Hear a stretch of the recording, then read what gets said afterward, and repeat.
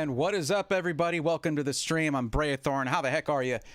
I hope this isn't coming in too weird, because I'm trying to stream in 4K for the very first time, and it's a lot of bit rate. It recommends a very high bit rate. So yeah, how's it looking, guys?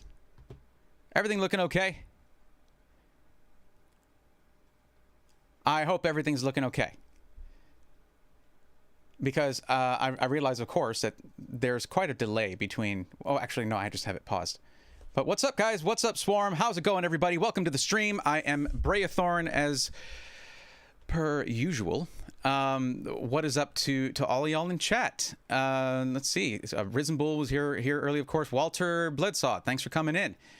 Let's see here, and of course I was a little bit later than anticipated. Had just tried to grab a bite of food real quick. But yeah, I've got everything set up, got all my camera stuff set up, everything going.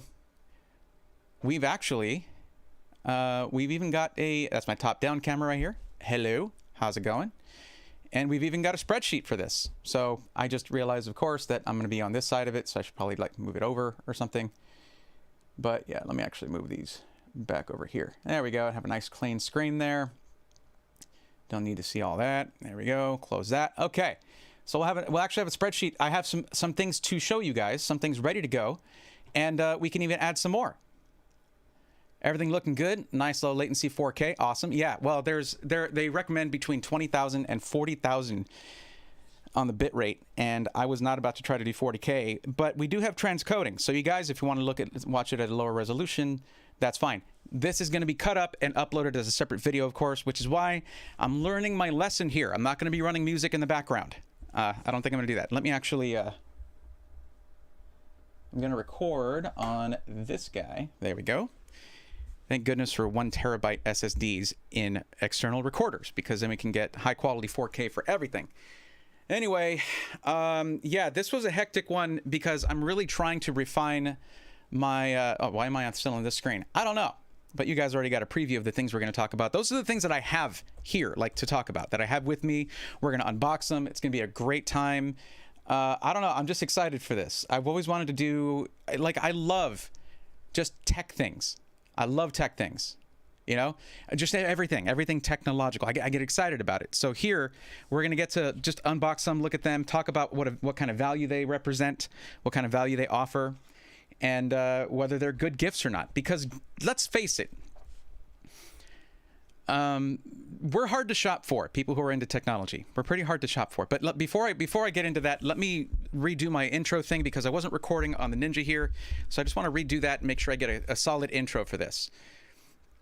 But what's everybody... see, I'm already... You guys, so here, I'm not just doing a stream. You guys are actually going to be able to see a little bit of production stuff, because I'm not going to go too crazy into it. This is already going to be on YouTube. Hi, YouTube. Hello.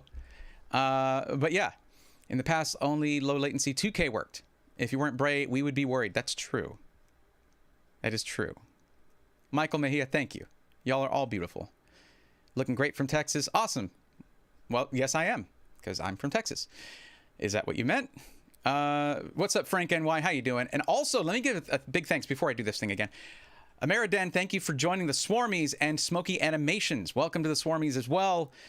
This is the YouTube Swarmies thing. It is cheaper than joining over on Twitch, and I'm going to try to stream here at, you know, every 1 or 2 weeks. You know, when something comes up that's appropriate to stream here, that's what I'm going to do.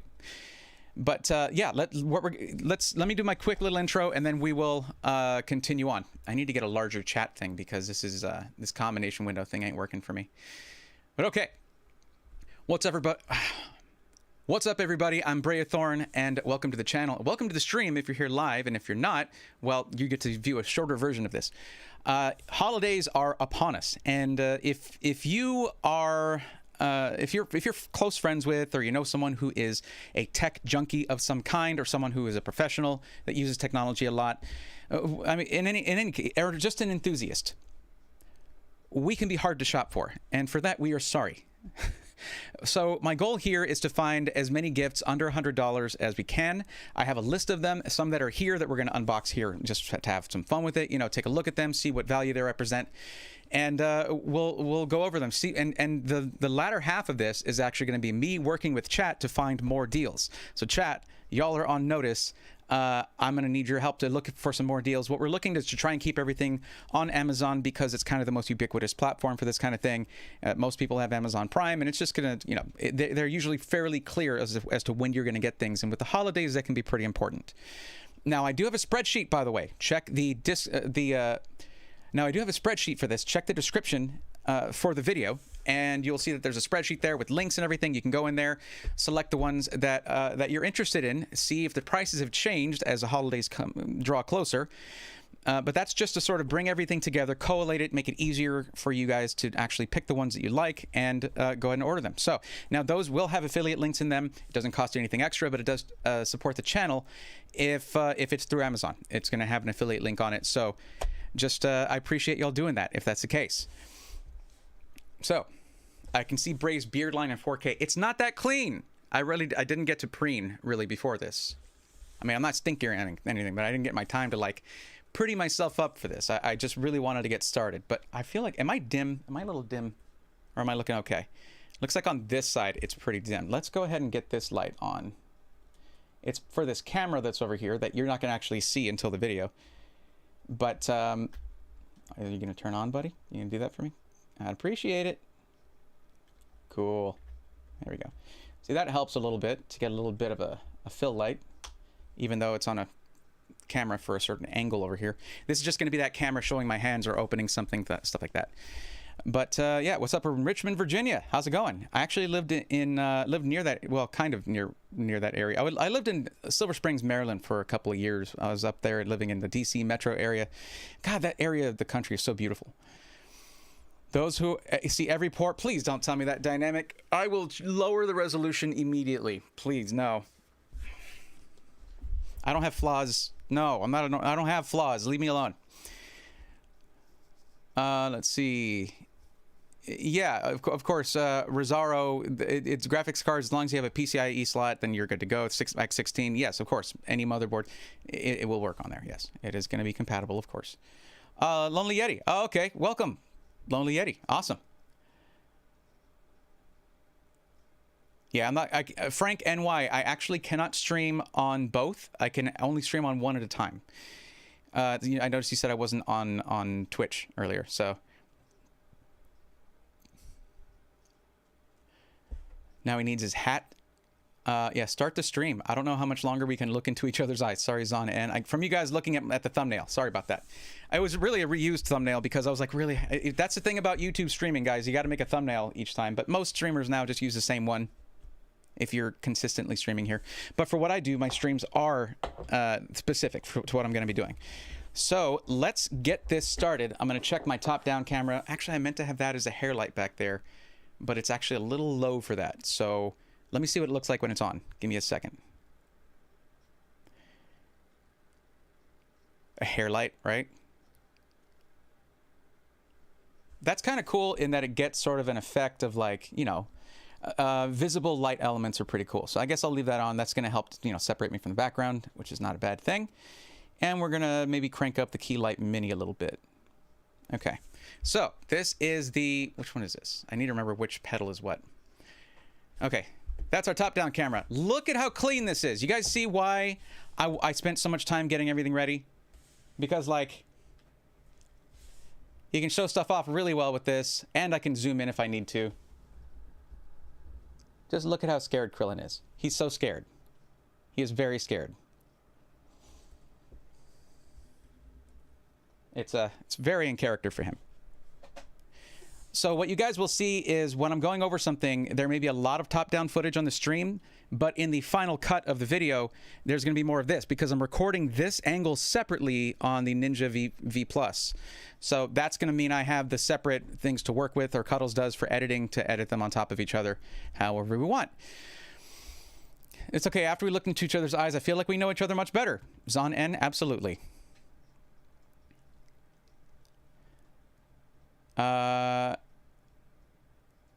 Anonymous Wolverine. What is that? Is that someone who's looking at this right now? You just have a thing there that says Anonymous Wolverine on the in the spreadsheet. I don't know why. I don't trust refurbished products in general. That's just me though. Some things are well designed to facilitate refurbishment, like uninterruptible power supplies are like that. They're designed to where batteries can be replaced, things can be reconditioned, boards can be replaced, things like that. Dan, yes, you caught me. You caught me. I shaved my head. Thank you. Nick, speaking of Amazon, what do you think of Amazon's renewed refurb? Oh, that's where that came from. There's some nice prices on higher-end gaming PCs. I wouldn't do that for a whole PC or PC parts in general if you're not really good at troubleshooting or really used to that. By the way, I forgot to do this earlier. I'll have to grab this shot later because this is the new FX30 right here I'm shooting on. And no, I'm not using the anamorphic lens, obviously.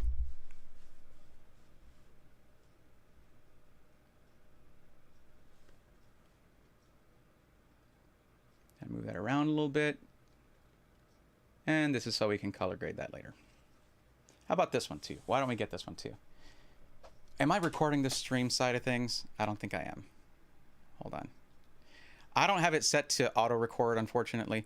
I gotta say though, we're getting a constant 20K on the upload, so that's good. That's really good. So let's move this over here. And there we go. So we can color balance this later. It's the white balance is a little bit off on this, but this allows us to balance that up later.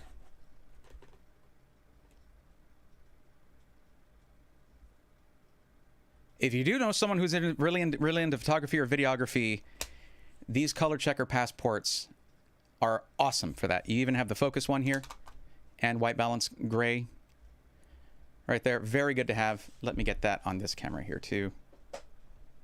I don't use this one as much, but you know, FX30 has been really, really interesting to work with. And after this, I actually have some B-roll to film, and I'm going to use the anamorphic lens, and I cannot wait. I thought I was going to be super late. Nope, that's my job. Quenty, what is your honest opinion about iBuyPower versus other pre-built companies? Not really what the stream's about, but I like iBuyPower. They have a definite place in the market, and they suit a lot of consumers, but not every consumer should go with iBuyPower. If you prioritize certain things, iBuyPower is not for you. If you prioritize price to performance, iBuyPower is usually one of the best options, hands down. If you want to know more about that, check out my tour video where I toured the iBuyPower facility. That just got published a couple weeks ago. I read a lot about iBuyPower. Things not connected or motherboard is cheap. Well, Rosario 76, that's going to depend on where you buy it from, because when you buy it from a third-party retailer, depending on how big that retailer, I mean, like Amazon, Best Buy, they want certain price points hit with certain profit margins, and that when iBuyPower works with them, a third-party retailer, like a huge corporation like that one, that's actually larger than iBuyPower is, because iBuyPower is probably the largest system integrator in North America. That client can set parameters. All right, we want it to look fancy. We want a decent CPU, GPU in there for the title to get people's attention. We want RGB on there. Everything else doesn't matter. Give us the best price and profit margin we can get. That's how it works. And iBuyPower, what are they going to tell Amazon? No, they're not going to do that. Same thing with Best Buy. So, all right, you got it. Alucard will still be here. So Rosario, my usual recommendation there is to purchase systems directly from system integrators. Oh my God, it wants me to insert ads. I just don't do that. I don't do that. I don't know. Okay. I just bought T4. Why do people ask me for my opinion on things they just bought? You already bought it. Like, is it going to change your mind? Are you gonna cancel it? I just bought T-Force Delta RGB DDR5 RAM 32 gig kit, 6400 megahertz. Are they good? They're okay. I've been on a Kingston kick, and you'll see why soon. But the most stable DDR5 that I've personally tested, and I also heard this from a couple system integrators, some big ones, by the way. The most stable DDR5 that I've tested personally was Kingston DDR5. But yeah, Mustache Man, hey, Braithorn, how's it been going for you? It's been busy, crazy busy. Thank you. Dynamic, nice hands. Thanks a lot. I wish they didn't shake though, but that's just the reality of things. Looks like a makeup kit. Well, it ain't. It is for matching and setting up your colors and everything. It's great. So, hope you guys are enjoying the 4K. If you know what, just to let you know, we're not going to have music on this stream. My recommendation, turn on some Stream Beats Lo-Fi or whatever music you want in the background. Put it at the appropriate thing for yourself. Because if we cut up the stream and there's music in it, then yeah, that's bad. But I realized I need to do my intro again because I wasn't recording the stream during that time, and we're using stream audio this time because I'm using this microphone. So we're going to try that again. Also, let me get some audio cues. There we go, audio cues. Okay, we're gonna do that intro again, and then we're gonna get into this and have a good time. Let's go. Hello, everyone. I'm Brayothorn. Welcome to the video. Also, the stream. If you're here right now, welcome to the stream. And I've already been talking to you guys for a bit. But what we're doing today, since the holidays are approaching very fast and unrelentingly, we're going to take a look at some gift ideas for techies, tech enthusiasts, tech-obsessed people. You know who we are, and if it's you, then hey, maybe these are things that you might want to suggest for others to get you, because we have some very cool stuff here. That's going to be the first half of this. The second half is where chat is going to help me find stuff. We're going to try to keep it to Amazon things, because Amazon is usually pretty clear as to when you're going to get something and whether you're going to get it before Christmas or not. That's in my experience and a lot of people's experience. So that's what we're going to stick to. I do have a spreadsheet you'll be able to check in the description below. And on that spreadsheet, you'll find links, product descriptions, prices, and that's for you guys in the stream right now. It's already there. You can go in and look at what we're going to talk about for the things that I actually have in person, in hand. But for that second half of it, I don't necessarily have those things and can't necessarily recommend them, but we'll see what deals we can find. For the first half, though, I actually have the things here. We'll test some of them out, have a good time with it. So let's get into it. Now, I will say that some of these items... okay, so on the spreadsheet, those links are affiliate links to my Amazon affiliate. So that right there, it won't cost you anything extra, but you can help support the channel that way. It's a really nice way to do that. So if you do so, I do appreciate it. Heck, get all your shopping done through that link. Go for it. That wouldn't hurt nothing. But anyway, now the products that were given to me for when I said, hey, look, you know, I want to test some things. I want to do a gift video. I wasn't paid for any of this. You'll notice there's no paid promotion tag on the stream or whatever's going to be on the video. There's no paid promotion tag. I didn't get paid to talk about any of these things. They were provided to me for free, but I can say whatever the heck I want. And it's a live stream, so they can't exactly edit the things that I say. This is all going to go up however I want, and I get to say whatever I want. So keep that in mind. So without further ado, let's get started. Okay, just relaxing after a long day. That is nice. Like to hear that. Alucard, I'm glad you get to relax, buddy. Keep an eye out, though. It's usually in these streams where we get that person coming in like looking the hot dating site or blah, blah, blah, whatever. So watch out for those people, because they're I don't mind stopping and, you know, cutting them out of there, but, you know, this is a multiple recording type of event kind of thing here. So I got gifts to keep gamers' wrists in top shape. Angry Beaver, that worries me. Okay. Just get a ergonomic split keyboard. That's usually my recommendation. But okay, now I want to start this off with the one that I've been really wanting to... Okay, actually, let me say this. Let me start it this way instead. So most people, when you think of Kingston, you think of high-performance memory or storage, right? Kingston sent me this Kingston Fury Renegade, 7,200 megatransfers per second RAM, 32 gig kit. This is the new Fury Renegade kit. I cannot wait to test this. It just came out, so that's really exciting. And then, of course, your storage, where there's this Kingston Fury Renegade 2 terabyte M.2. Like they send me these things so that I can use them. They don't say, hey, you need to make a video about it. They're like, no, here you go. My buddy Jake over there at Kingston is a very cool guy.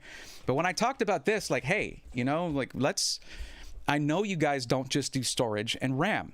Let's do some things that would make good gifts for people. And that's actually where the idea for this stream and the video started. So the one that they sent me a few things, and they're really cool. The one that they sent me is the one I'm personally most excited about. So let's take a look at this.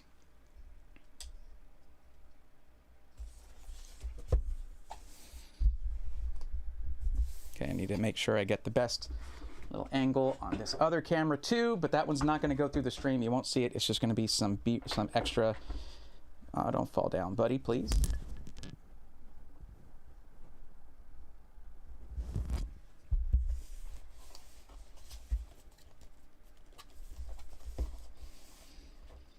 Okay. So I can just hit record on that. And let's go to the top-down view here. So this is the Kingston Workflow Station. And the Kingston Workflow Station is a really, really cool concept. You might have seen this on Linus Tech Tips before. And what they do, what you have here is you have a USB Type-C, you have a USB 3.2 Gen 2 reader hub. So this starts out, this is all for the purpose of things like these right here. This is the Workflow SD reader. Now, this was sent to me because I needed a fast SD card reader, because Kingston also sent me their really fast SD card that I can use for the new Sony FX3 camera that I have that can do 4K 120, and their SSD can actually handle that. But this right here, every one of the modules that can go into here can work on its own as a USB Type-C. We're going to actually open up this thing in a minute. But you can buy different modules that work with your own workflow, and this is great for content creators or anyone wanting to get into photography. If you're working with a lot of data, a lot of different things that have different ways of connecting to your computer, you can have it all to one hub through one cable, because USB 3.2 Gen 2 is a 10 gigabit per second connection. So this brings that all together. So let's get... There you go. And let me show this over here real quick.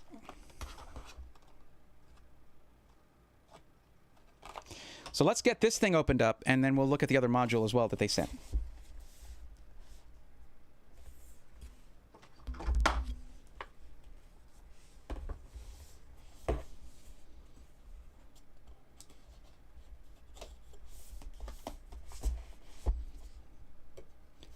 All right, just got a little tape right here. But I've been eyeballing this thing, wishing that I could open it. Nice packaging too, I gotta say. I like the, but it kind of shows you how this would fit in with your own sort of setup here. You know, if you have a laptop setup, these are great, because laptop USB-C hubs can be really helpful with laptops. Capture, connect, create. There we go. And of course, a bunch more info on the back. So this is a sleeve though. We'll go ahead and remove that.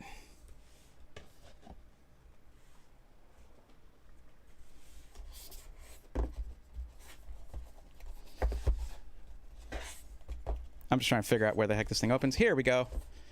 All right, so we'll go ahead and open that up.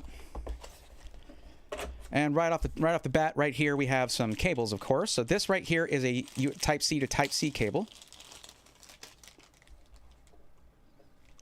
Okay, not sleeved or braided or anything like that. Just, you know, nice, durable feeling cable, rubber, you know, with the rubbers outside there. Okay, and then here we get our first module right there. And again, these can be purchased separately to sort of build out your own hub. Now this one here has another Type-C connection on it, so you don't lose that Type-C connection. You connect to this, and then a USB 3.0 or USB 3.1 type connection, which is a 5 gigabit connection right there. Now this, again, this can work on its own. It's really a cool concept. There's a USB Type-C connection there, so you can actually just use these two. So if you're going to if you're going to need something like this when you travel, then you can just grab this. But to me, that's going to be more on the SD card side of things for myself, because fast SD card readers don't, you know, if you're looking at your own laptop that you're using for mobile work, mobile production, something like that, it may not have, you know, the UHS 2 fast SD card reader on it. It might just have a standard one. This is going to give you faster connections. So as you can see right here already, this is a very, very cool concept here, right there. There you go. You got your Type-C connections at the bottom, and you can get up to 4 of these connected at once. You can mix and match them. It just pops right in, right there. And it all connects through, it has a power connection, and then you have this connection right here, your Type-C, USB 3.2 Gen 2. Now, it's not a 2x2, so it's not 20 gig, but the 10 gig should be more than enough. So continuing through the box here, I just removed this part here. There you go. Continuing through the box here, we have our power supply. Cool, I just knocked everything over. And probably some reading materials. There we go. So there's a workflow station, the WFS-U, and the USB hub quick start guide. There you go. And let's see what we've got here, actually. Well, this is interesting. Oh, yeah, you've got your different plug types here. So basically, wherever you are in the world, whatever style of outlet you have, you should have the right kind of connection here. And, of course, we're going to have the US-style plug, because I am a Texas boy, and that's what we have here. And then this is kind of, you'll see these with Elgato. Elgato does these too, where the main plug itself does not actually have the prongs to connect. So you don't really, it's just all adapters, basically. Now, let's look at what kind of power supply we got here. This is a, let's see. My mic arm is like in the way here. Okay, this is a 100 to 240 volt power adapter. And what's my output? Okay, 12 volt, 5 amps, 60 watts. It's 60 watt. I was looking at the wrong thing. That's just the 110 to 240 is what it can connect to, dummy. So yeah, okay, so we have a 60 watt power supply here that can supply quite a bit of power here. So you'll be able to hook up multiple mobile devices, things like that, to your hub here.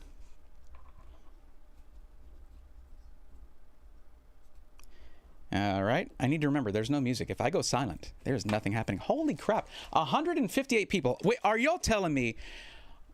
No, wrong one. Are y'all telling me right now? Are y'all trying to tell me right now that the Black Friday and Cyber Monday streams were not a fluke? Will I actually get this many people to come hang out with me if I stream here more often? Are you serious? Hey, Michael Superbacker, how you doing, buddy? That is a very pretty knife. I appreciate that. I made it. I actually forged it myself a very long time ago, back when I did bladesmithing. But this was, oh, here we go. This was actually a railroad spike. So it's like mystery metal. You know, you never know really what kind of strength you're going to get out of it, what kind of resiliency. So really, it's my first one I ever made, and I've always kept it, and I use it for unboxings. And I also, yeah, I made the, you know, of course I made the scales as well. That's mahogany. That's mesquite, and I never want to work with mesquite again. That was awful. And I made the sheath for it too. So thank you. I use it for all my unboxings. Now you know when you see it. Now, when I need something really sharp, I use something else. But yeah, for tape, it's no problem. So these, I will say though, these don't feel super secured. And I'm wondering maybe they go the other way. I don't think so. Now, yeah, it's not very secure in there. So what you will probably want to do when you connect something is to probably hold it when you do that. So that's a bit of a bummer, but like the concept is great. And I guess they make it they just want it to be easy to remove. The thing is, if you yank on a cable, it'll probably pull out the whole thing. Let's get this other one unboxed here, which of course, like as I said, you can purchase separately. What did I do with my other? Oh, here I got this one here. There we go. Actually, guys, give me a... no, that's fine. I have one that's a razor. That's great for these kinds of plastics, but we'll just use this.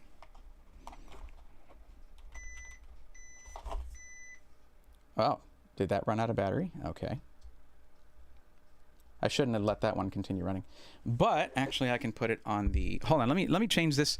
So I have this camera here that... I have this other side shot going on that you guys aren't able to see. The main thing that is delayed these streams, and the reason they start late, is that finding a good solid solution for running multiple cameras is difficult. And originally I thought I wanted to do this stream in 4K 60. That was clearly a bad idea, but I wanted to run it through my 4K 60. But I have the Camlink Pro. It just doesn't always recognize every camera. So yeah, I basically ended up taking this one off of the whole thing, and I realized 2 cameras plus a desktop capture is plenty. I don't need to do more than that.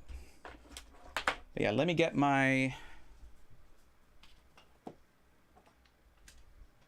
dummy battery here. I'm sorry, battery. I'm not calling you a dummy, but that's literally what you are. Where did I put that thing? There we go.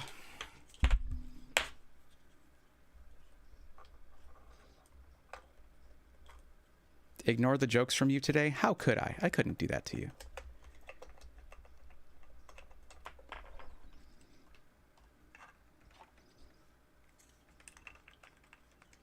This, by the way, is actually the camera I bought from Epos Vox, and I've been able to use it for all kinds of different extra angles, things like that, and it's pretty rad. Really like it. Panasonic G85, if I'm not mistaken. My only Panasonic camera here. There we go. Now I should just be able to run this thing as long as I want. And I can. There it is. We got it. Now the angle's going to be a little different, but oh well.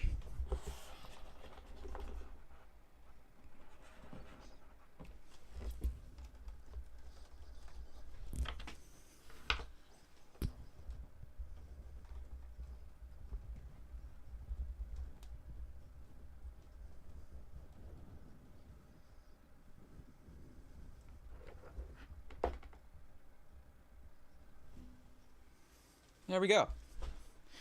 I just needed to move over one of my screens real quick. I've got a dual monitor mount that I use for these. So 100 FPS stream. Absolutely. Just needs a little tape or something if you want a little more firm in the hub. Yeah, you could do that. To take a railroad spike and make it that clean is pretty good, brother. Thank you, Angry Beaver. Appreciate that. What's up, Kobe Moat? How you doing? And also Risen Bull. Did I say hi to you earlier? Hi. Is it plug and play? Yes. And we're going to test that out here in a minute. Let me get this plugged in. This is, of course, a power adapter. I'm going to get this plugged in. Then I'll open up that other thing. And let's also get that back to recording. Now, that is not going to be able to record quite as long as, say, the Ninja is, but still, we should be able to get some decent stuff out of it. Where do I want to plug this in? I think I have to plug it in over here, actually.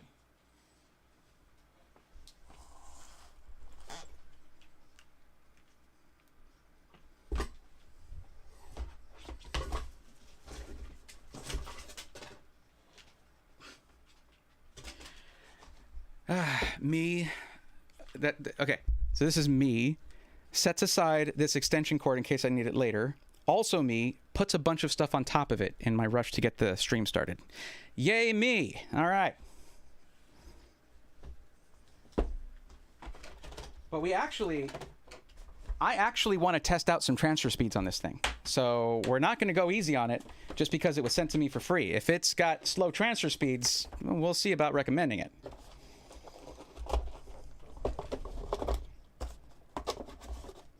All of our stuff goes back in here. There we go.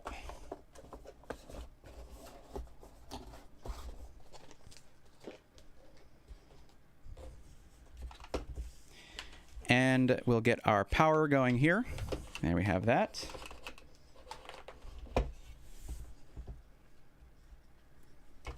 And let me get the SD card reader out of here, because this is actually something I would like to test. I realized I need to get that SD card out of the camera, because I have that fast SD card in the FX30, but I'm not recording directly on the camera. So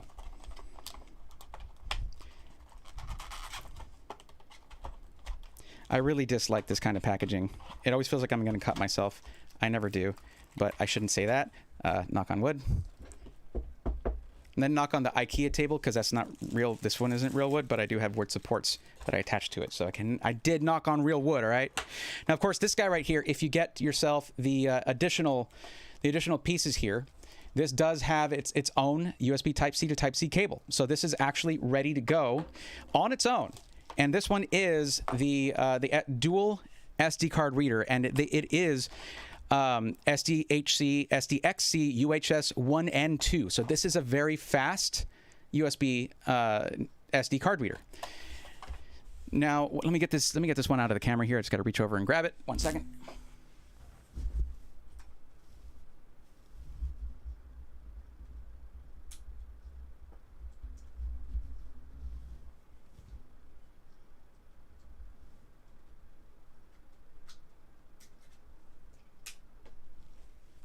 It did not like that. It did not like me doing that at that time. Hello. There we go. Okay, sorry, I just needed to grab that out of the camera. So this is the right here is the Kingston Canvas React Plus 256 gig SSD card, and this one can do up to write speeds of up to 300 megabytes per second. 300 megabytes per second, which for an SD card is very impressive. And you can see how they manage that with UHS 2, 1 and 2. In order to do that, what they'll do is they have more contacts. So it has to be a compatible device in order to get those kinds of speeds. Well, this little guy basically has that. So you would just have this in your base station. You can run it on its own. You can grab the little Type-C connection that comes with it, which I'll do right now. Now, we're going to talk pricing here in a bit. Don't worry. I'll go over that. I should actually do that earlier. But, yeah. Basically, I want to show you all the value of it first before we talk about pricing, because then it'll make a lot. Now, remember, we're trying to get things that are under $100, though. So know that this meets that requirement. So that right there, you would just have this as an SD card reader. You can use this with your, if you're, like I said, doing filming on the go, working on the go, something like that. You can actually use this as a mobile SD card reader, or plug it in. And it actually doesn't matter which way. It's not keyed. You can plug it in either way. But I imagine Kingston wants you to plug it in like that. I don't know why. I don't know what gives me that impression, but I feel like they want you to do that. Now, I've got our longer Type-C cable. And let me tell you something. When you're looking at high-speed Type-C cables, manufacturers usually want you to use the ones that they send, because you can get yourself a Type-C cable that is just for charging and will not give you the data transfer speeds that you need or even connect properly.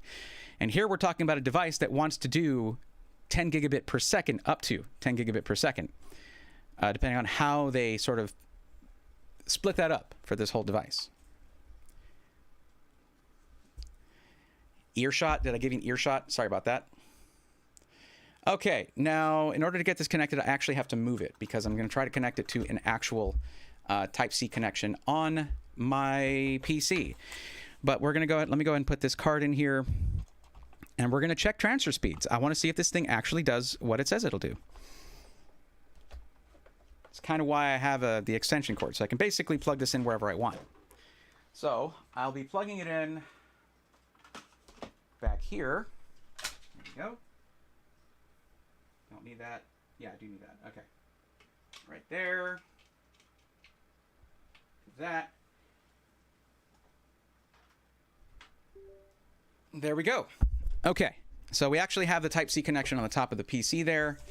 I would normally put it towards the back if possible. Usually you want to put smaller things there, but looks like we've already got, let me bring this up here. Oh, right. So it doesn't, I guess I haven't filled anything with it yet. My bad.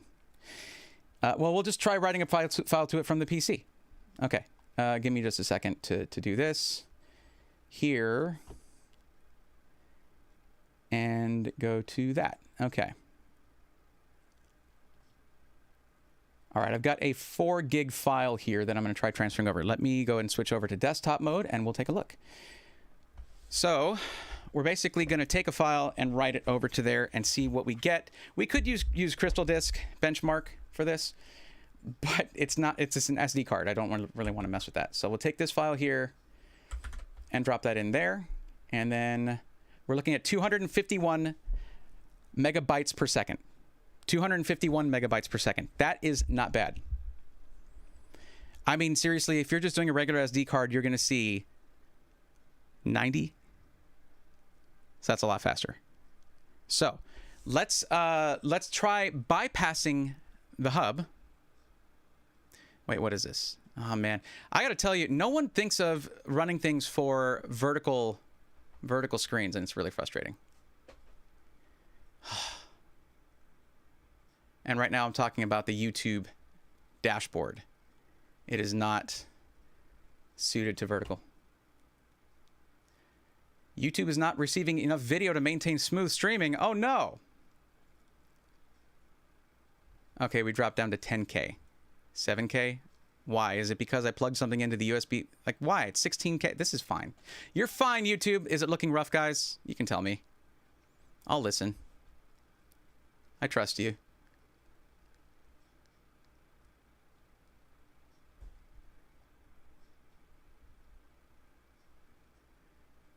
It's weird doing this without music, I gotta tell you. And I know that I can do like submix kind of thing, or a separate mix where it won't. Well, I know it works with Twitch, but whatever. Angry Beaver, thanks for lurking. Appreciate that. Anyway, okay, so that was around 250. Let's bypass the hub, connect directly with just that reader, and see if we get a faster speed. Yeah.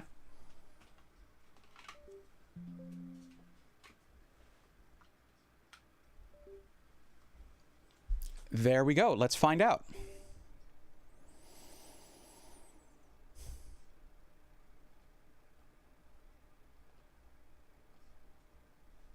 And I'll move back over to that in a second.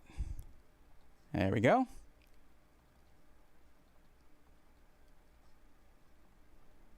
So let's get this one. I'm gonna go ahead and move the same one over. So I'll delete it off of there for now. Okay, and let's switch over to this.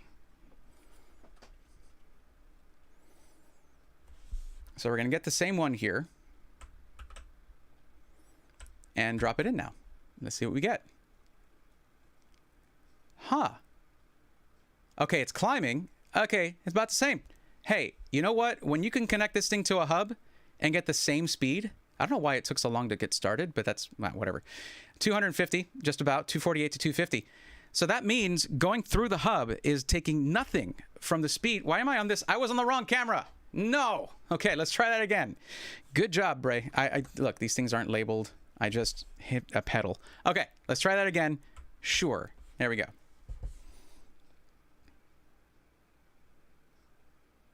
See, now it's doing lower speed, and I don't know why. Hold on, let me cancel this. I didn't go back and copy it again. Let me just do that. Okay. We'll do this cleanly. There you go. 247, 248. So yeah, we actually ran a little bit faster in the hub than it is right now outside of the hub. But you're talking about like 2 or 3 megabytes per second. So that's something. That is impressive. I like that. That's good. The card can do up to 300, but that's not necessarily what the reader is going to do. It's for cameras that can output crazy bit rates. But still, you're looking at something that I would get like 90 whenever I would use something like...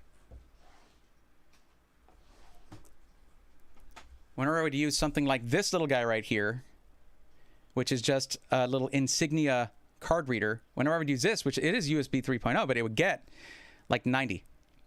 But I was on slower SD cards as well. So make sure that whatever kind of camera you get, if you get yourself a camera that can do really high bit rate, really like 4K 120, like the FX30 can, you're going to need the right storage for it, or it will not record that format. But anyway, so that right there tells me a lot, though. That tells me that you're losing 0 speed through the hub, and that's very cool. We have more thorough tests that we're going to do on that, so we'll leave that connected for now. But very cool. I'm going to look at some of the other modules, see which other ones I would want, because a good USB-C hub is very nice to have. So let's go ahead and move on to the next thing. But, oh, the pricing. Yes, I should talk about the pricing on that. So looking at our spreadsheet here, and I can just, there we go. So this, the Kingston Workflow Station, is $80.99. It is on sale right now. That comes with this piece right here that has the USB Type-C connection and USB 3.0 connection here. So that right there, you're basically going to have the beginner's kit. That way you'll have this USB Type-C, so you're not losing that port, and then an additional Type A 3.0 connector. But that's when you would start building your collection. And if you're looking at the SD reader, this guy right here, which, by the way, has 2 of those SD connections, and I'll show you that here. It doesn't have 1. It actually has 2 very high-speed SD card reader connections. So if you wanted to copy from one to the other, this is a great way to do that. Most devices that have an SD card slot have 1. This would give you 2 just with 1 device. And this is only $34.20. So once you have cards like this that are this fast and you need a good reader for that, I can recommend this guy right here. $34.20 right now. And again, that link is in the spreadsheet, which you have access to in the description below. Now, we're going to talk about what if you want something that's going to be a bit higher capacity. Now, several different brands have something like this. That's this right here. Let's move this out of the way. so I can get to it.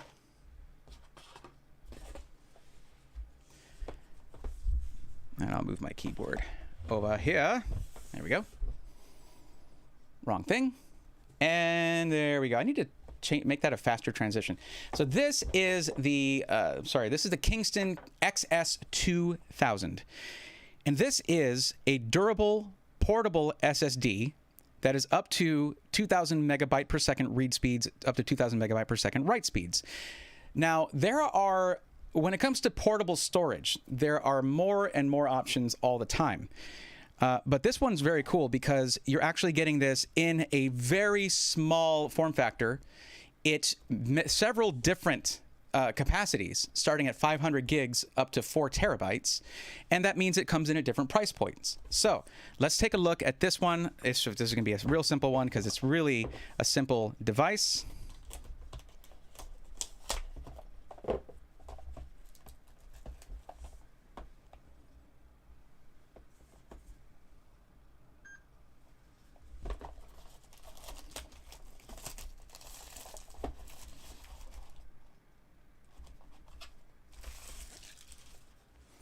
Okay, there we go. Just get off that plastic, pop this open here. And there you have it. It even comes with, well, don't let me get ahead of myself here. Now, so far, the things that I've shown you guys are great for people who are into content creation, photography, anything that requires a lot of storage and management of that storage. Because I'm going to tell you something right now. I've been a content creator for a couple of years now, and I'll tell you, one of the primary jobs you have as a content creator is data management. Data management and organization, and it's a big pain in the butt. So anything that helps with that, yes, please. Let me change that transition duration real quick, because that's driving me crazy. And that's something I set up, so that's on me. But there we go. We can make that about that long. Let's see how that looks now. And back to it. There we go. Still looks cool, but it's fast. So this actually comes with a silicon, this actually comes with a silicone sleeve for it. But as you can see, this is also USB Type-C right here.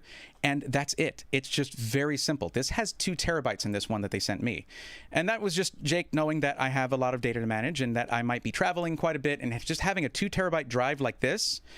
Or one thing that I've done when I've been traveling around is I've gotten things like VODs directly from when I did when I did the panel at PAX East. I asked for the VOD, and they needed me to give it to me on some fast storage. Something like this would have come in real handy because you can just put this in your pocket and you know it's going to be fine. There's another option that I really like, but it's not as durable, so we'll talk about that one. But it, depending on the capacity you're looking for and the particular use case, it could be more cost effective to go the other way, and also just more versatile. But is it as durable? No, I don't think so. So this right here, just a nice solid plug. I don't mind it being such a short USB-C cable. That's fine, because you don't need you don't need this to get anywhere. You don't need this to be extended to any, to anything. This just needs to be off your computer, off to the side. Now, I'm actually curious about something, and we'll test it later.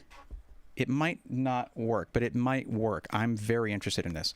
But yeah, so let's take a look at some more information on this. I haven't really been bringing anything up in the browser. I should be doing that because I have a desktop capture for this reason.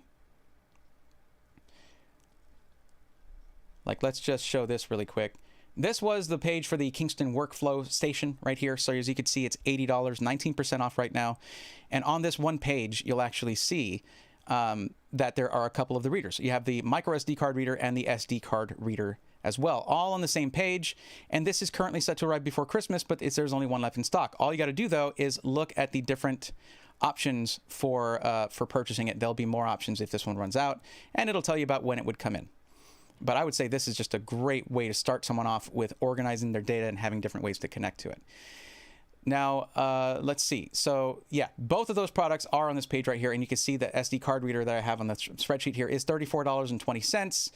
And this one would be between December 23rd and 27th, but you can look for new other options to purchase as well. Remember that the main option Amazon gives you is not always the cheapest one or best one necessarily, because that's a pricing and getting it delivered from Amazon usually. So looks like this is the one actually from Amazon.com would come in later, January 5th through 13th. So that's why they didn't put that one first. We have one that's December 15th through 20th. That's actually only $32.64 from Teleasy. Don't know who that is, but it's just something to consider, you know, something to think about. But there are many options here that arrive before Christmas for that particular item, and you can do the same thing pretty much with the hub. So let's look at this other item here. So I'm going to go ahead and get our spreadsheet out to get that URL. And where did I leave that? I left that here. There we go. So looking at the XS2K, that's the wrong one. There we go. Just copy that. There we go. It's weird having my keyboard to my left here like that.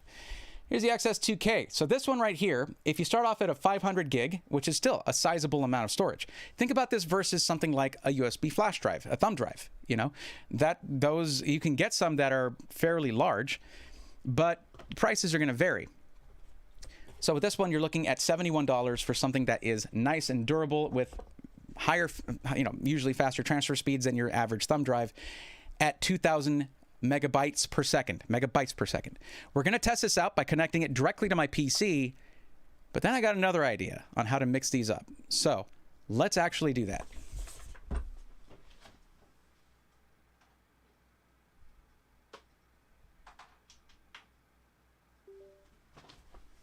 Now, what I'm connecting it to on my PC is a USB 3.2 Gen 2 connector. So we should be getting...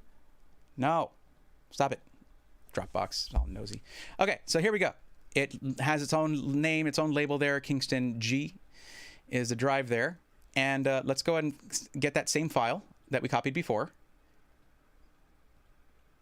Okay, I don't know why it lost where it was, but that's... here we go. There we go. So this is the file. Every time I just hit copy again, just sort of renew that. There we go. And let's drop that in there, see what we get for our transfer speed. Well, that's not really ideal, is it? Looks like we're getting 400 and wow, it just kept dropping. Okay, so we got maximum of 500 megabytes per second. So that's not great. I'm not sure why it's dipped so much below the 2000, but remember those speeds are up too. But that's the thing. That's the thing about this video. We're actually testing these things out. Whenever you see me talk about a product, it's never an automatic recommendation until we can test it. And that is what we are doing. So what if we go the other way around? What if we're reading off of it? Because that's write speeds, right? And what does it say for write speeds? It should say, I think it's the same. It's supposed to be, hold on a second.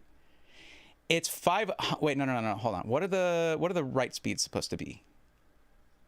Oh, it's supposed to be equal. So yeah, it is supposed to be 2000 megabytes per second. Well, my bad. Okay, good to know.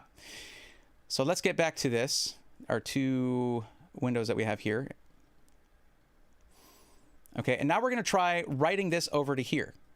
And this is, I'm messing with a benchmark folder that I have there. Whoa, that's way faster. So do you see how much quicker it got through that? Jeez Louise. Okay, it pretty much doubled the speed on read speeds and even got up to like 1500 for a second there. So I don't know, maybe it's, let me just rename this. I'll copy it right back over. I'll do -1. Here we go. And let's do that. Let's try it again. Yeah, it really is not as fast at writing to it as it is to reading to it. So they may want to reevaluate that, at least through this 10 gigabit per second connection. It's really not writing to the drive very quickly. The read speeds are great. But let's do that again. I'm going to read over from it. I should probably be using a larger file so we can get a better average out of it. What was the deal before? Last time it was super fast. I don't know, guys. It's a little inconsistent. Maybe it's my PC. I don't know. But it's not giving it. We're basically getting a quarter of the advertised speed here. So maybe this is one to avoid. Hard to say. It's on there, and that is still very fast. It's just not as fast as I was hoping for. So what we're going to do now. Let's pull that off of there. Actually, I did want to check this. Let's see this. I wanted to see if in the shape that it is, maybe without the sleeve on it, but maybe with it. Let's try it. Does it fit into here? Because those, yeah, it doesn't, not with the sleeve anyway. So we'll pull the sleeve off of there. I doubt you would want to do that regularly. I want to see if it fits onto this and if it reads it properly. It's not plugged in. It's not plugged into the computer. I'm sorry. My bad.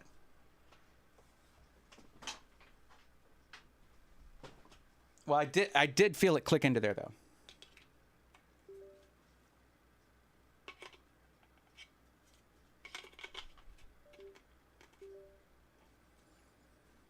Hey, look at that. It just fits right into the thing. And yeah, it brought it right up on the PC. Okay, that's kind of cool. That is kind of cool. Let me try doing a read from it now, or write to it now, since that's what was slow. That's kind of cool because it really has a similar look to it. Now, they might be coming out with drives that actually fit into this thing, which would be pretty cool. But no, I don't want you to do that. Okay, so let's go back over here. That's the top down. Okay, so yeah, but that did work. So let's try reading from it really quick. Let's just go back here, grab that file, copy, and bam. 810 mega. What is going on? What? Why? Okay, we'll rename this and we'll copy it right back over. Remember, this is a 4 gig file. So you're seeing some incredibly fast transfer speeds. Let's not make any mistake about that. Yeah, it's like double the speed now. What the heck? Okay, all right. The dock is OP. Get the hub. The hub for sure.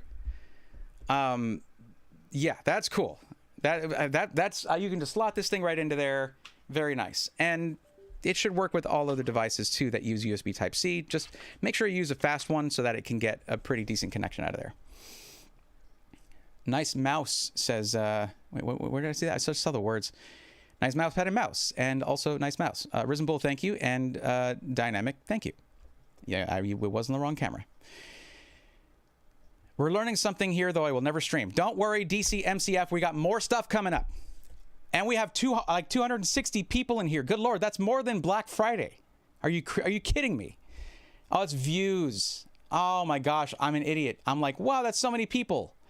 Concurrent viewers is a lot lower than that. That's total views. Wow. I really built myself up there to let myself down.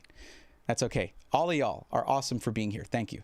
This is not as exciting content as Black Friday, Cyber Monday, so I really wasn't expecting that anyway. That's overall views. Way to go, genius. Would an M.2 NVMe external USB work with game consoles, and if what is the minimum speed recommended? Game consoles are very picky about that kind of thing. They're very picky about drives. If you want one that, say, works with your like your PS5, this guy does. The Kingston Fury Renegade. They want Gen 4. They want it to work with that. They want a minimum speed of 5,000 megabyte per second read speeds, I believe. And this one does 7,300, so it'll do that for sure. But what I wanted to test now is this. Let's talk about another option for portable storage, and one that I've actually been using for a long time. Okay, this one is, so this is cool. I like this little thing. I think this is really durable, especially when you got the sleeve on there. Plus the fact that we were able to plug it into the hub was really cool. It actually slotted in there and it didn't feel like it was just rattling around. It actually slotted in there quite nicely. Is that what it was designed for? No, but that's what I was just seeing. I was just testing it. But yeah, so this little guy, I feel like I can drop this a million times. There's no moving parts on this. I'm not worried about it, right? Well, this one does have moving parts. Now, what we're going to talk about here is going to be the Sabrent M.2 enclosure. I've recommended this thing to you guys plenty of times. This uses a USB 3.2 Gen 2 connection, so it's 10 gig as well. And all you do, it's a toolless enclosure here. But as you can see, it does have moving parts. I wouldn't toss this thing around, you know, because you can replace the drive in here. So let's talk about that real quick, okay? So say you get one of these, Kingston Fury Renegade, 2 terabytes, super fast. I want to see what kind of speeds we can get out of this through this enclosure. Because this enclosure is only going to run you. How much? Where is it? I need to keep these things side by side. Actually, let's do this. Let's do it like that. There we go. And we'll get this guy right here. There we go. Perfect. Okay. So this guy right here is going to run you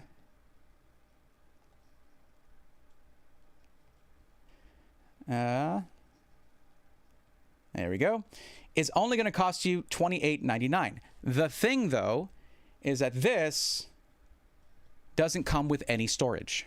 This doesn't come with any storage in it. So you need to provide an M.2 drive. I've got a good option for that, but we'll get to that in a second. First, I want to check out this guy right here. We're going to see what kind of speeds we can get out of it.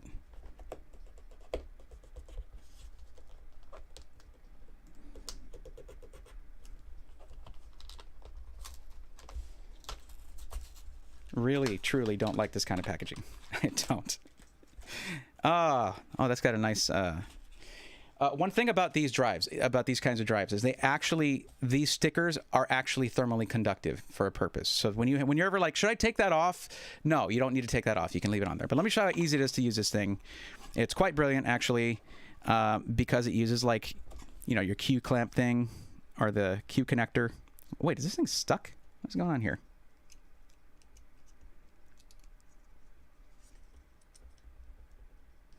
This one was a brand new one. I have one that I've used many times, and there we go. Okay, so it just needs to be loosened up and get a little bit broken in, I guess.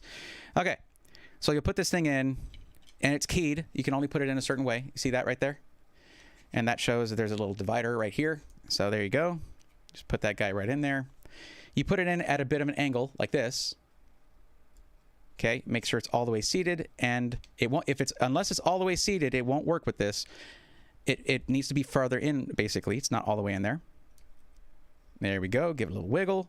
And now it goes past this, so you can actually lock it down. And you can turn it either way to lock it down, but there you go. And now you have a USB Type-C enclosure for any M.2 drive. And you can actually swap them out, stuff like that. I actually have 2 of these now, and I can run them consistently because the connections are quite fast. So let's try doing that. I'm going to hook this up to that top USB-C. We're going to see what kind of speeds we get off of this thing.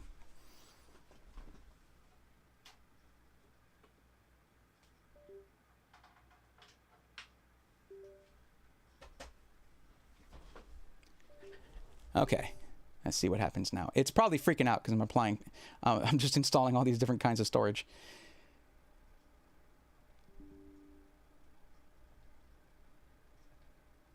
Okay, is it not seeing it in Windows? Give me a second to make sure I don't need to initialize this disk, because I might need to.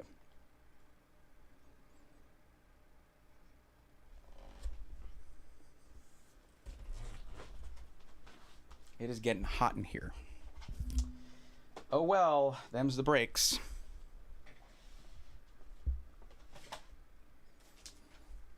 Where did I put my... Oh, there you are. Okay, and just to show you guys, what I did was I went over, you right click on your Windows icon here on your Windows menu button, and then you go to disk management. That brought it up, and right here it said, hey, there you go. We need to initialize the disk before we can access it. Okay, you got it. So it's been initialized, and no, is this not going to scroll? It's just not going to scroll, is it? Okay. Right here, it'll show that this is an unallocated M.2 drive. So we actually need to do that. So let's go ahead, and once you do that, you can connect it to anything. It's just that the drive is unformatted. It's unformatted. It doesn't have formatting done on it yet. So we'll go here, do a new simple volume, right click, hit new simple volume, and then next you'll give it a, basically you want to use all the disk space unless you want to partition it for some reason. I don't think you should. Hit next, assign the drive letter. Let's go with R for Renegade. And there you go, new volume, 2 terabyte. All right, and just do a quick format and finish. There we go. It is complete. There it is. There's our drive. We got it, guys. So now let's try dropping that same file into, I need to find a larger file for this speed, but 4 gigs is decent size. I don't want these tests to take forever. We do have other products to get to other than just storage devices. That's kind of a big deal for content creators. That doesn't mean it's going to be a big deal for you guys. Oh my God. Okay, just get me back to where I was. Why did it get... I wasn't even... Yeah. Okay. All right, let's get this guy right here. Copy and paste it in. 652, 658, 657. There you go. Megabytes per second. Now, is that what we should expect when it's up to 10 gigabit per second, right? Well, yeah, that's probably about what you can expect. But that's very fast, and considering the fact that you can take that thing out and replace it. But just remember, that's a pretty pricey M.2 drive. So what's a better option than that? What is an option that can actually save you some money versus, or at least be similarly priced to this right here? Which is what we're trying to do. We're trying to have, like, this is a great option if you need something durable, because it's got like the silicone sleeve around it. It's no moving parts. Like, this thing does have the hinged door on it, which that's a moving part. It can break.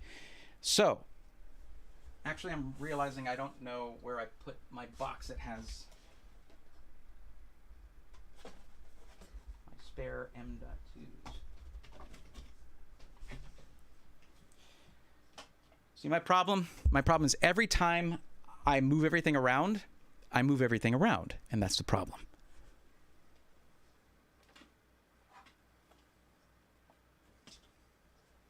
My drawers, perhaps. Let's see. I got not my drawers. I have a thing of drawers right here. No.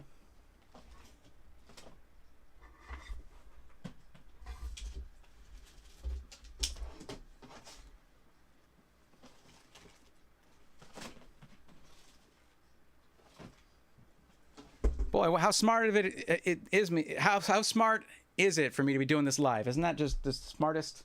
Okay, well, here's what I was going to talk about is the Kingston NV2. All right, that's what I was going to say. No, I don't want to do that. Okay, the Kingston NV2. And yes, we are going to test read speeds real quick. Let's just put another number on this.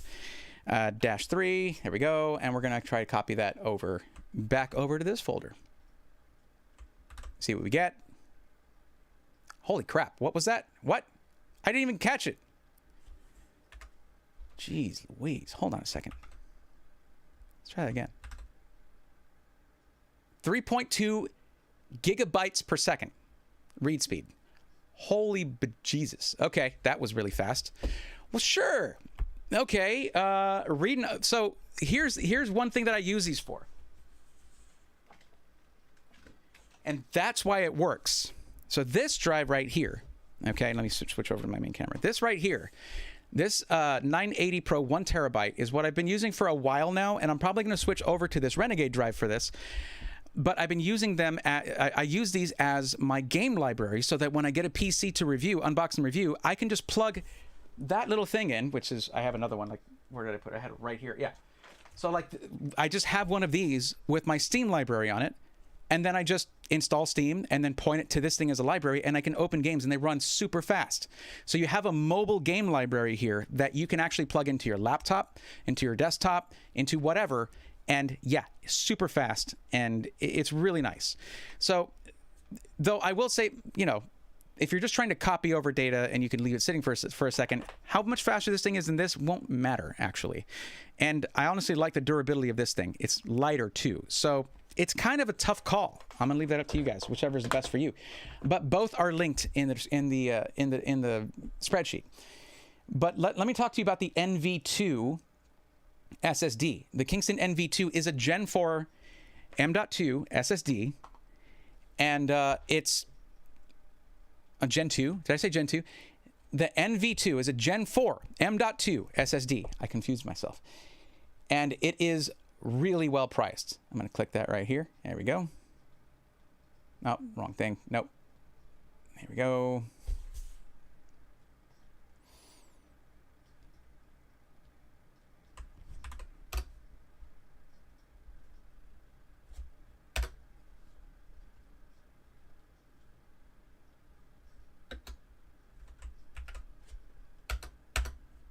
Can we maybe go to the website? Okay, I think the enter key on this keyboard. They want me to review this keyboard. It's not good. I don't like it. I'm not going to review it. Like, well, I mean, I probably need to, but it's not really on anybody's radar, so it's not a big deal. But look at this. All right, here we go. Wrong camera again. I'll get this eventually. Kingston NV2 1 terabyte, $57.99. So $57.99 for that drive, plus, what was it? $37 for this thing. I've got it right here. $28 plus a 5% off coupon you can apply if you log in. So, which I'm not going to log in. But yeah, that brings price down even more, plus a $57 drive, and you're looking at about 85 bucks for a 1 terabyte with speeds that are pretty crazy, and you can take it anywhere, put it in any system. Now, does it work with a console? I don't think so. Unless you take the drive and put it inside there, and the NV2 does not qualify for that. It needs to have up to 5,000 megabyte per second read speeds. So that's something to consider. But you can. That's the thing, is the speed of this is going to be variable depending on what kind of drive you put in it. Keep that in mind.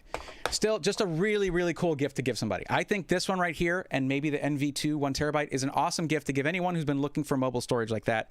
This is another good one. If you know someone who just travels a lot or does a lot of production work, things like that, I would probably stick with this guy right here just because of the durability, depending on the kind of environments they find themselves in. If you have if you work at a workshop and you have like machines controlling, you know, your CNCs and things like that, and you need to transfer data and you need something really robust, this thing is awesome. I would probably first recommend for that kind of application the XS2000.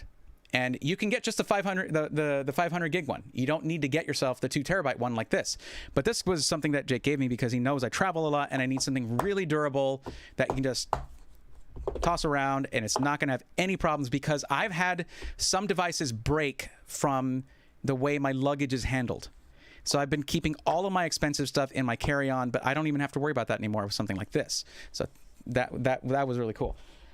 Now, if we want just a regular hub though, right? If you just want a hub, you don't want to get that really complicated one. You just you have something for you want a hub for your laptop. This guy right here is a USB Type-C travel hub right here. And this one right here has a lot more connections to it that are just built in. It's not something you can adapt. It's not adaptable. This thing is only going to run you $45.69. And that is actually really good, because back when I was first looking for a good USB Type-C hub, when I needed more connections, I was like, oh God, the good ones are expensive. No, this one, looking at the connectivity you get, is good and not that expensive. And yes, this thing is on the list, and it is only $45.69. So this could be a pretty neat gift for someone you know who works off of a laptop quite often. And here we go. Oh, that feels actually really, really nice, really solid. Trust me, I've messed with a lot of hubs like this. Some of them can come off feeling very cheap. So with this one right here, I'm actually going to bring it up on the, let's bring this up over here. I haven't been using this camera enough, and I've been recording on it for quite a while. I'm going to go ahead and shut that other camera down just because I feel like that I'm going to overheat that thing. Okay. Yeah, but this is the Nucleum USB-C hub. Let me bring it up on the, here we go. Well, that's not very nice. Okay, hold on a second.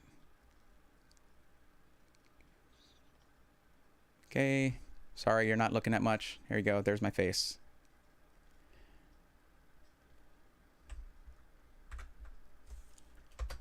There we go, you registered at that time. Okay, so this is the hub right here. It is $45. No, it's 9% off, normally 50 bucks. And this has connections like USB 3.0, 4K HDMI, so you can actually get video out of it. Now, just so you guys know, it doesn't have a graphics processor in it. If you're going to get video out of this, you have to have a CPU that has built-in graphics, okay?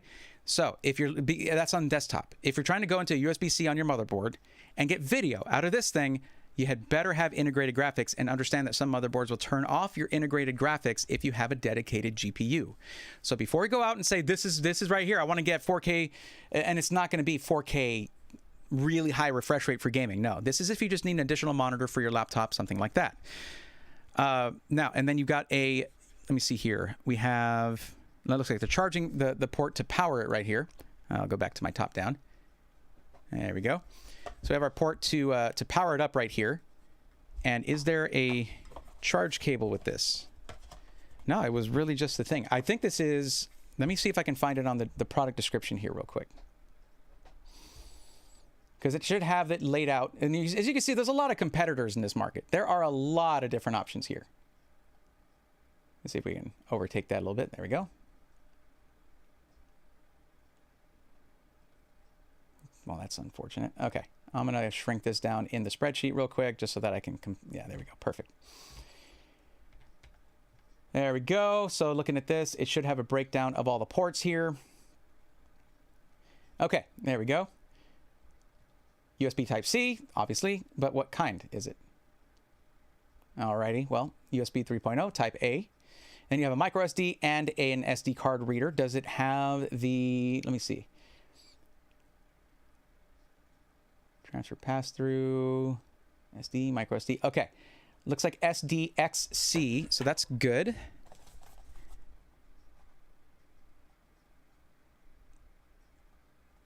I'm just looking for what the standard is for that.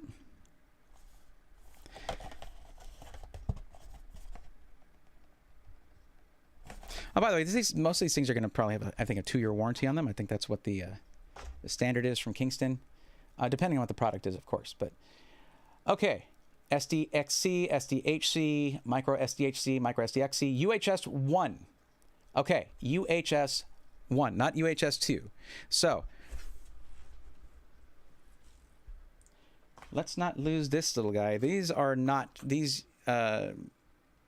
See, this one is 2. SDXC. There are too many standards. There's too many standards for this. UHS 2.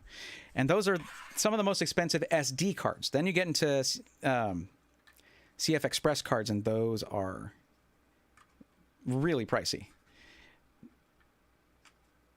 Am I doing this wrong? Yes. It actually has a little picture, and the picture tells me I was doing it wrong. So let's try out the SD reader on this thing.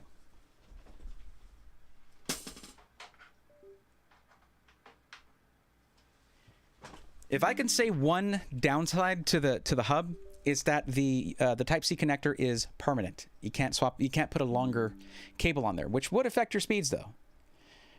Display connection might be limited. Hey, you know what? I should try hooking up my portable display to that thing. Okay, so that's our thing here. Import root. Here we go. We'll go to the clip again. We'll try copying that one more time. I'll just pick a different folder to copy it to. Now this is going to be the read speeds. That's what we're going to be testing here. Let's test that out real quick.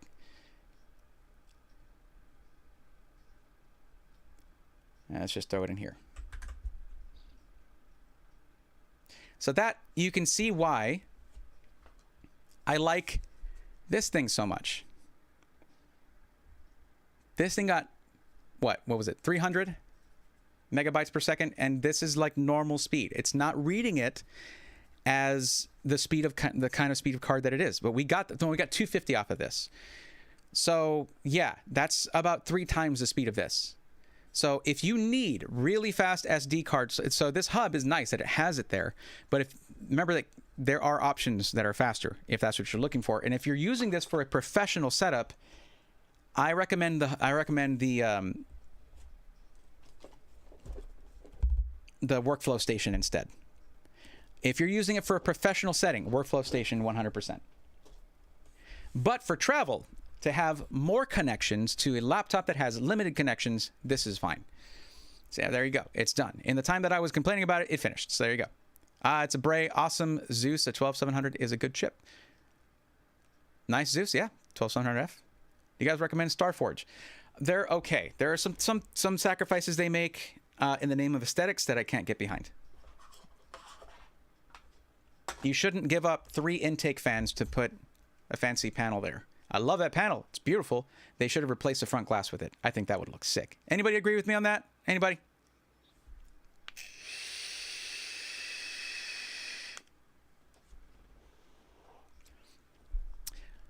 Or Chaos asked, curious, if you had to use that to do an emergency copy of an NVMe, would you say it should keep the drive cool enough to do large file copies like the majority of the capacity of the drive? This does get hot. But thermal pad. It actually is designed to dissipate the heat. That's what this actually even has fins on the outside. There's not that much surface area, but it hasn't affected performance in any way that I've seen. I have used these to do full image copies, basically to image an entire M.2 drive. I have used it for that successfully. Not a problem at all. Boxy's eating raw cookie dough. Okay, Boxy, you got it. That's a blast from the past for you.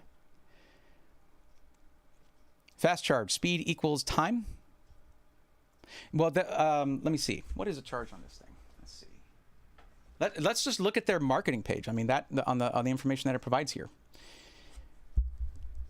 What kind of power output it has for charging.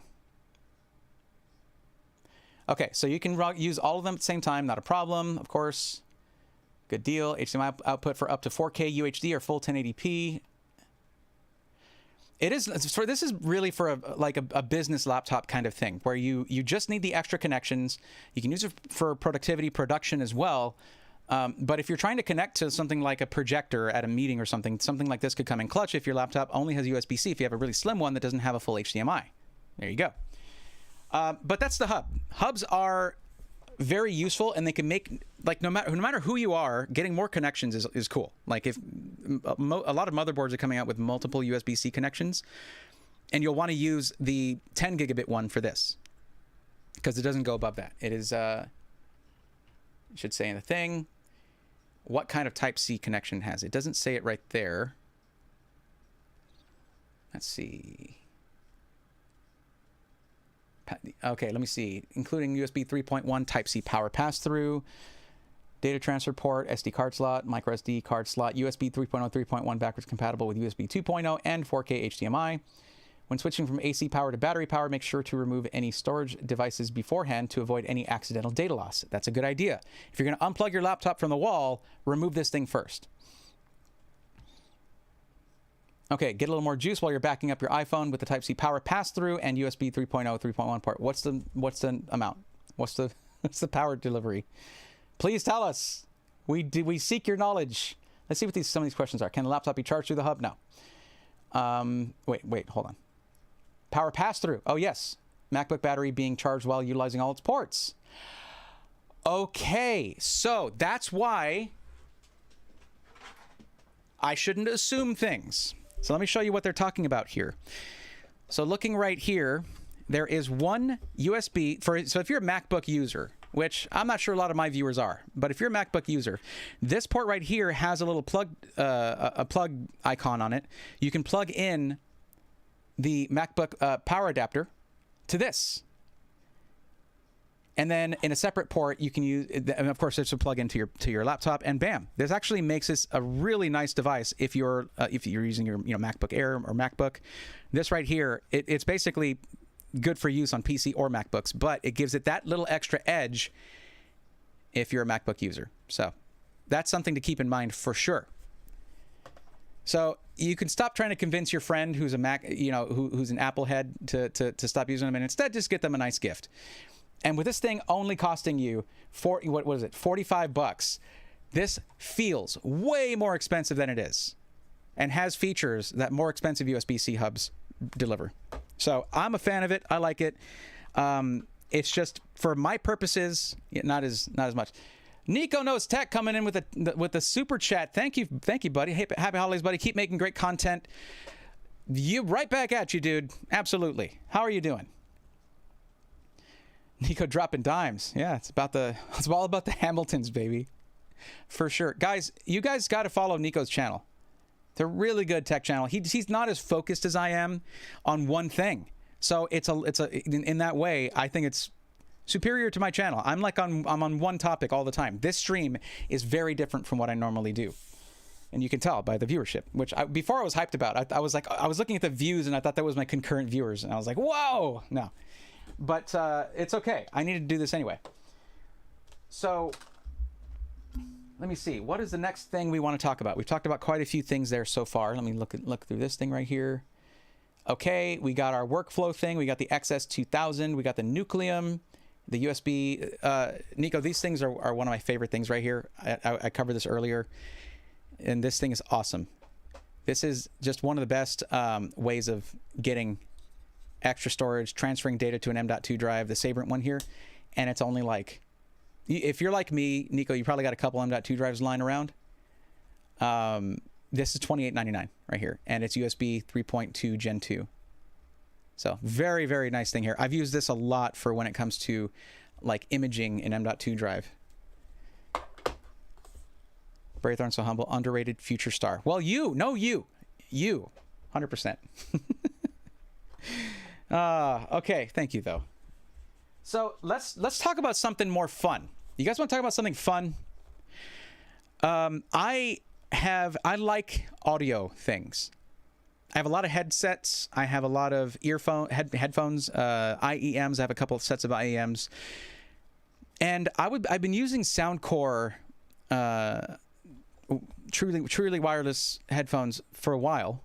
I had the Liberty 3 or whatever they're called. I had those for a long time until I lost the charging case somehow. But no, I finally replaced them, and this kit right here is one of the best values I have found in true wireless headphones ever.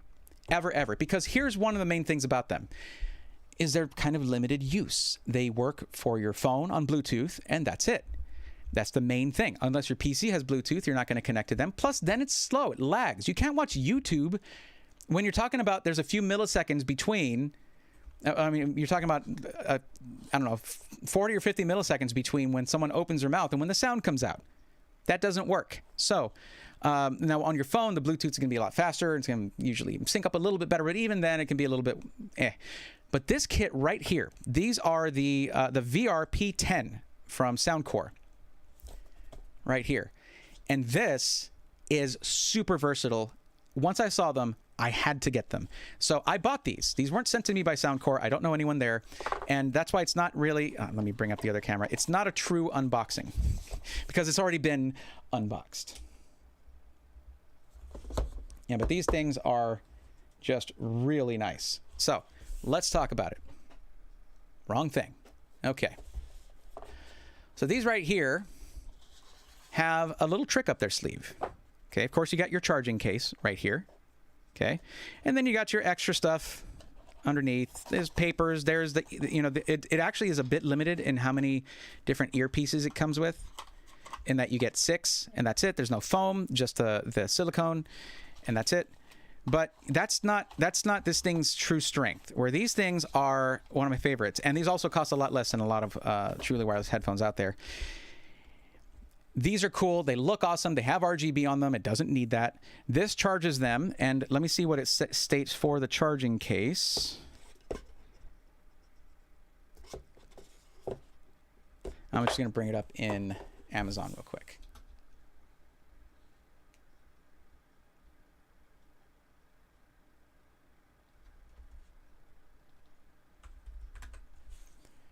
Oh, that's not what I wanted to do. I wanted to do that. And let's switch over to this. So, Soundcore VRP10 wireless gaming earbuds. Now, this is the trick up its sleeve right here. This guy. Because this is a USB. It's a little hard to get out of there, though. Am I clicking the wrong thing? I am. So if you remove these, you'll find it snug in the lid back there. And it is magnetized, so it's kind of hard to get out. You have to pop it over and then pull it up, but it wants to, the magnet's really strong. Like really strong? Okay, there we go. So this is very cool. This has a USB Type-C connection on it and a pass-through. Whatever could you use that for? Why would you want that? Well, this right here is the 2.4 gigahertz wireless dongle to connect to your PC. So you can actually get 2.4 gigahertz fast, low latency audio out of this. And you can still use your Type-C connection for charging, for high-speed charging, actually. Now, what really got me excited about this was this angle right here. How they actually market these. What do they call them? The VRP10. So if you're like me and you have a Quest 2, you would plug that in right there. And if you have the external battery like I do, you plug that in right there. There you go. Now, if you're going to be playing with a wired connection, if you're going to be using the actual link cable, you can't use this here. You would connect it to your computer instead. And then you have 2.4 gigahertz wireless to your wireless earbuds. And these do have touch controls. It has an app. And the sound right out of the box kind of sucks. But Anker is very good when it comes to their preset EQs that you can use in the Soundcore app. And it all just works. It works super well. Like, I've gotten great audio out of this. It's not the best for Beat Saber. Roy Marr seems like his fingers are shaking. I have essential tremors. Sorry about that. It makes me not a very good presenter for this kind of stuff, but I'm still going to power through. But yeah, I have tremors, so my fingers do shake. Emery Piper, Imagine Vaping. I don't have to. I actually do it because it helped me quit smoking. So I'm going to live longer. Thank you, vaping. Anyway. But yeah, it's called Essential Tremors, Roy Marr. That's what that is. If you don't review those Soundcore TWS within 3 weeks, I'm going to upstage you and do it myself. Soundcore TWS? Are you talking about these? If you don't drop your affiliate link, then I'm going to punch a fish. All the affiliate links are in the spreadsheet available in the description, Nico. There you go. So yeah, these are super comfortable. You can turn off the LEDs, by the way, to get a little bit better battery life. But like, I just made them purple instead because I have good taste. Anyway, but yeah, when it's like this, if you're the type that uses the Quest by itself without using your PC, because you can have a pretty good gaming experience. Like Beat Saber is awesome standalone here, but it's also cooler on PC because you can mod it. It really depends on your own setup. But like this, you can just actually, you don't need the extra battery. You don't need this thing. This would go directly then into a Type-C connector on your computer. And then you can still use that as a charging pass-through on that. And it gets full fast charging through it. And then you still have your 2.4 gigahertz connection to this. Aside from that, of course, you have Bluetooth connection to your mobile devices. And you can have both simultaneously. That is both a good and a bad thing. The reason is you're going to be in the middle of an awesome song and you're not missing a beat in Beat Saber or in Synth Riders or whatever, and then you get a text message. And then it dims the audio from your PC or from your game and just plays your text message sound at you. And the delay in coming back to the good audio is a bit annoying. It's a little bit too long. So that right there is a downside, but all you got to do is go to your phone, turn off your Bluetooth whenever you're going to be in a gaming session, and you'll be basically on it's like do not disturb. It won't be sending Bluetooth to your earbuds at that point. But if you're going to be using it just to listen to something while you've also got your phone nearby, then you can use both and it won't really disturb you because you're not going to be in the middle of a game. So something to keep in mind. Brayathorn, more like Johnny on the spot. You got it. Absolutely. So now the whole made from Meta thing, I mean, it works beautifully with the Quest 2, and I don't have another VR headset to test it with. So they could be right. It may only work with the Meta Quest 2, but it also works even if you never touched VR in your life, if you never have and you never plan to, because it will work in your PC. I have never seen a better use case for front panel connectors USB Type-C than that little dongle right there, because you can still use it to charge and you get ultra low latency, truly wireless gaming earbuds. Now, the EQs, you're going to want to hunt around, find the one you really like, but it makes a huge difference. The audio that comes out of them directly from the factory, not great, but they got that. It's more neutral, which is actually kind of a good thing if you're using it. But I wouldn't use these for, fixing your audio in a video or anything like that. Just a few actual specs on this thing real quick, because no one sent me these. I found them, I bought them, and I love them. I use them all the time. But I'll take, just because they're for my VR headset doesn't mean I don't take them with me to go out and about and just use them as Bluetooth headset. It works great for that. The earbuds look sexy, not gonna lie. Well, what about the price though? Because there is no sexier price than that one right there. It's nice, isn't it? So they are $69. So, and that is the regular price. They're not on sale right now. They may go on sale by then. But think about this. The best gifts that you can give someone are the gifts that they use all the time, because then they're forced to think about you. Anyway, Roy Marr there. What? Huh? What am I missing? I have mods without a or on Beat Saber Quest 2. A of, not a or. A PC, not a of, or a or. Stop, please. Stop. No, I know you can mod on the Quest 2. It's easier on PC.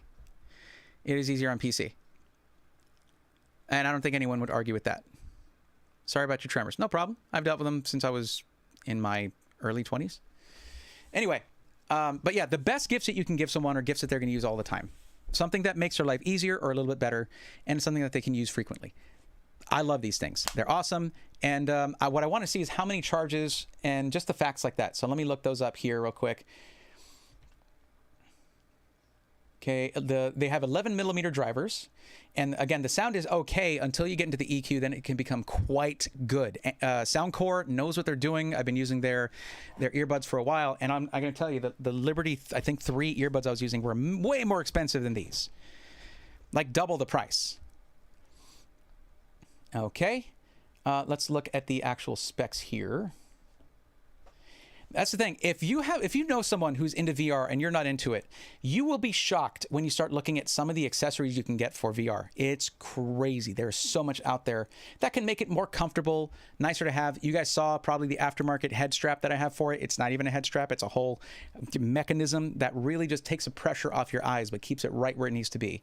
So things like that, they're usually all under $100. You're looking at $50, $40, $30 to get something like that that really might make someone's experience with that a lot better. Wait, what happened? Who got one?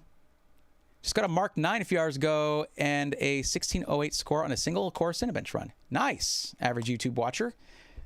Very cool. Soundcore recently partnered with One More to add EQ to otherwise boring earbuds. Very cool. And no, there's no wireless charging for this case. When you're looking at something that's sub $100, sub $80, something like that, that's usually something you're going to be seeing, or you're not going to see on there. Let me see. Okay, so what you can do, apparently they're going to be coming out with just the USB-C dongle by itself, so you can purchase more of them in December, but I don't see anything like that yet. It seems like they want to do that. I'm just looking through some of the questions here. No wireless charging. Yeah, that's multiple questions are the same. Amazon should look at that. But anyways, okay. So what you're looking for here, and this is pretty crazy when it comes to a truly wireless headset, but you're looking at under 30 milliseconds of latency. Okay, that's very good for a headset like this because they're both wireless. They both have to connect to the dongle, so they're getting some really good performance there. The pass-through charging is awesome. 11 millimeter drivers. I don't know comparisons for other ones, so I don't know the sizing there. So they sync between each other, and then I guess one of them syncs to the dongle. That makes sense. You can answer calls mid-game. Don't know why you'd want to, but that's a thing. Let me just move this thing and make it the whole page. We don't need to look at the other thing right now. Let's see. Dual connection, lightning sync, under 30 milliseconds. I've already talked about all of that. Okay. Pass-through charging, and okay, so you can actually, but yeah, you can charge your Quest 2 while you're using it. That's one of my least favorite things. I use my Quest 2 for exercise. I've actually lost 10 pounds since I got it.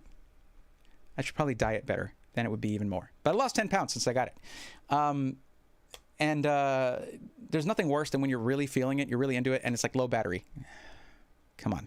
So using an external battery and this, you can have that wireless audio. Now, to be fair, if you're not a fan of this, and I should have included this here, I don't have the packaging for it, but I have another option. If you don't want to deal with any latency with your audio, I have a better option for you. But these are just more versatile. You can use them on your phone, your PC, and your headset, your VR headset. Let's see, single hour, single charge playtime, and get 24 hours of playtime in total. So the charging case will give you 24 hours of playtime, but when you're just using them, you get 6 hours of playtime. So that's not bad at all. Okay, 4 microphones with noise reduction, so you can be heard clearly on calls and in-game voice chats. Download the Soundcore app to, you know what, why don't we, you guys can tell me. I'll hook this up to the PC right now, and maybe we can see what the mic sounds like. Hang on. I used these for a call, and they were like, that sounds pretty good, but, you know, nothing amazing. I was about to put the dongle in my ear. Please. Save me from myself.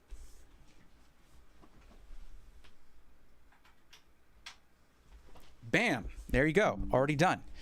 So let's see. Now I can't hear myself, of course. You see this right here, fast charge mode is on. You can get full charging speed through this thing.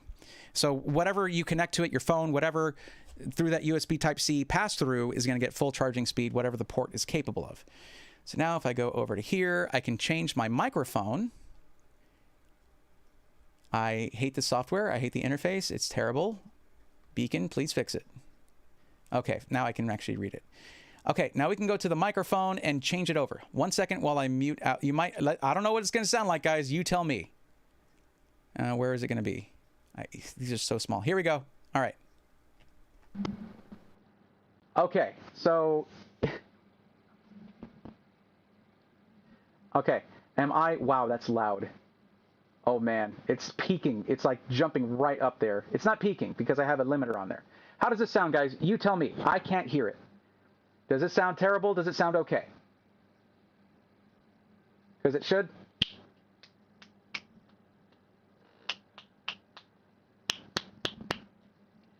Let me look here. Cargo on the street, Thanksgiving beat? Huh? What? Congrats on losing 10 pounds, it's quite an achievement. Yeah, it's especially with me not moving around. It's because any movement I get is a lot. Wait, earbuds, but wireless with a dongle for PC, B-Van, that's what I'm talking about. These are awesome. But how is the mic sounding? Can you hear this mic, or are you still hearing this one? It's thin sounding. What are you going to expect versus this? Okay, but there you go. I'm not trying to compare it to this. I'm not talking about for streaming. I'm just talking about like for gaming. Because like I've heard people's VR headset microphones before. It doesn't sound that good. In general.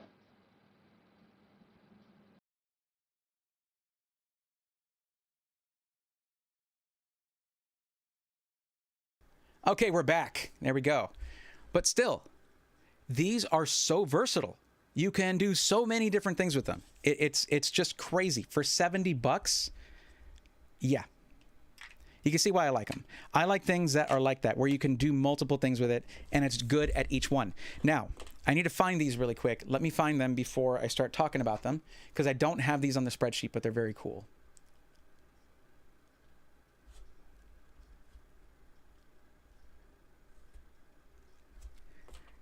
So these were from... Okay, I got to get to my actual Amazon. Give me a second, guys. It always weirds me out when I don't get... I need live monitoring for my microphone, so that's why I don't use those all the time for like streaming. But when I just need to hear like what music is playing, you have seen me... Guys, you've seen me use these on stream before. Just not when I'm using this microphone. When I was doing like I think the Falcon Northwest one, things like that. I've been using these just to monitor what song is playing, how the audio is. It's just I can't hear the microphone. All right, Unbaldo Doggo, take it easy. Thanks for coming through. I'm in a box. G says it sounds bad. Compare this to the size of these. I mean, this is going to have, it's like Bluetooth headset audio. That's what that's going to be like. There's nothing in front of your mouth. It's just getting it from wherever it can. It's $70. What are you expecting? It does so many things at once.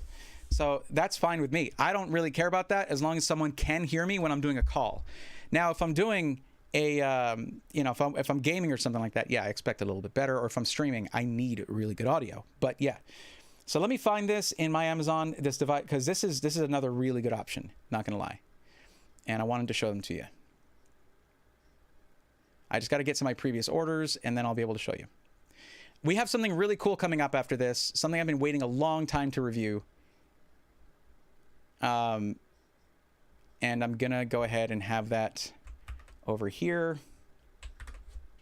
so that we're ready to talk about it. But this is something, if you're wanting a nice microphone, stay tuned. That's the next thing I'm talking about. Okay, but let me get to my orders here, and I'm going to look these up.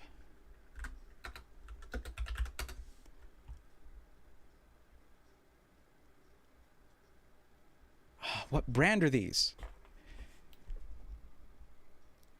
That's right, MEE.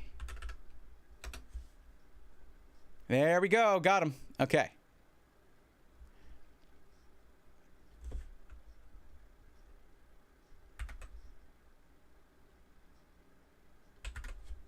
Okay, so if you want something that's going to have zero latency, then the best option for you is probably going to be these, and they're even cheaper. Okay, these are the Mi Audio M6 VR in-ear gaming headphones. Okay, and these, nope, that's not what I mean to do. Don't do that. Get away. All right, cool. So these right here, the problem with using like whatever in-ear monitors you already have, if you already have a set, is that it's a long cord.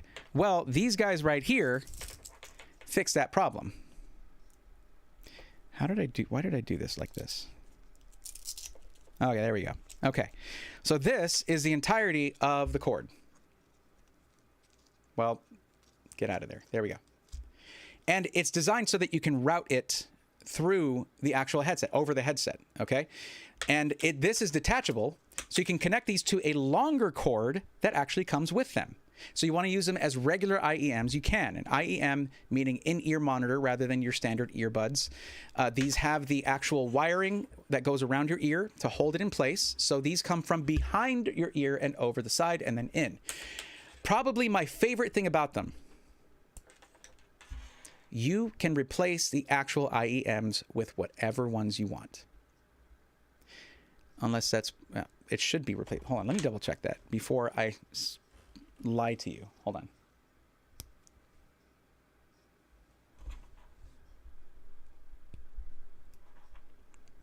Actually, you can't. Well, I guess maybe these are proprietary then. Okay, well, you can't replace those then. But I guess if there's ever a problem with them or they mess up, you can then swap them out for ones that work, whatever, get replacements for them. Maybe it makes it more serviceable. I don't know. But that is not the normal connection I usually see for IEMs. So I'm actually downgrading these from being super awesome to just pretty good. But the price $26.56. There you go.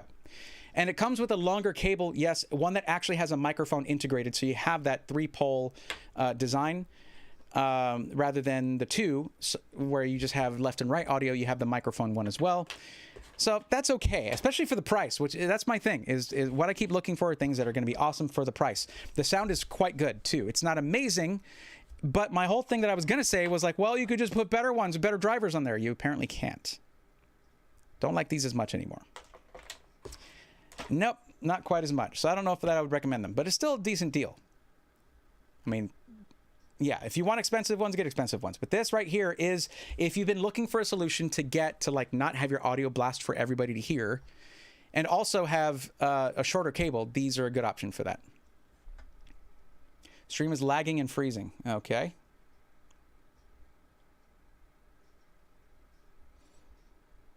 Okay, it looks like it dipped down, but it should be smoothing out right now.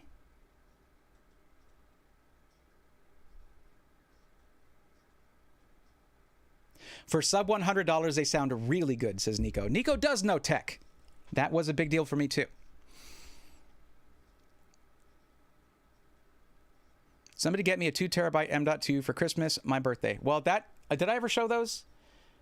The NV2 1 terabyte. Check out the price on the 2 terabyte NV2. $122 right now. 122 bucks for a Gen 4 X4 M.2. Now, the speeds aren't crazy on these things. They're not up to like 7,000. It is 3,500 megabyte per second read speeds on there. But I've been told that's kind of like their minimum spec, because these, the way I was told was the BOM is not locked in, as in the bill of materials, meaning that they can use a faster controller on certain NV2s and you might get that faster one, but already they're quite good and solid. Now, the next thing I want to talk about is going to be a microphone. I haven't done audio stuff in a long time, since like I started the channel. When I had this big ambitious plan. Look, I don't do anything halfway. I had this big ambitious plan of, I'm going to make a series. It's called the Sound Series. I'm going to talk about all this stuff, and like, I still had a lot to learn. I think I would do a better job of it now, but that's neither here nor there, because our friends over at Yeehan Gaming, because if you know Yeehan Gaming, you know that they don't just do computers. They don't just do keyboards. They do keyboards, monitors, mice, desks, headsets, and gaming PCs. They basically, you can go to one place and get the whole setup. But what we're talking about here right now, I need to go up a little bit with this probably.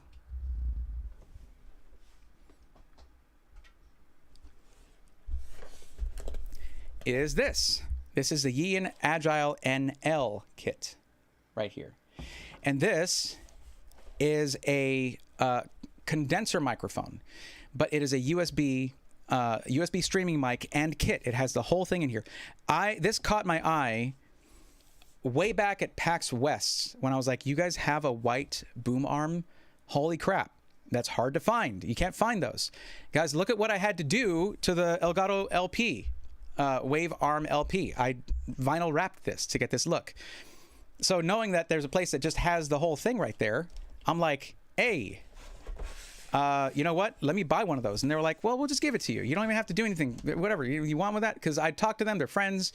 So they were like, yeah, we'll just give it to you. I'm like, oh, well, no, I need to cover it. And I want to cover it because this kind of kit can be really useful for someone who's just starting streaming. Someone who's just getting into it. You get the boom arm, you get the pop filter. Here, let me go back to the top down. Oh, hey, Nico, check that top down though. Isn't that clean or what? It looks like it's lagging a bit in Motion Studio, but that's because I'm using Motion, it's just, it do be like that sometimes. There we go. Stop moving around. Okay. So let's open this thing up and I'll show you what comes in here. After I do this here. Okay.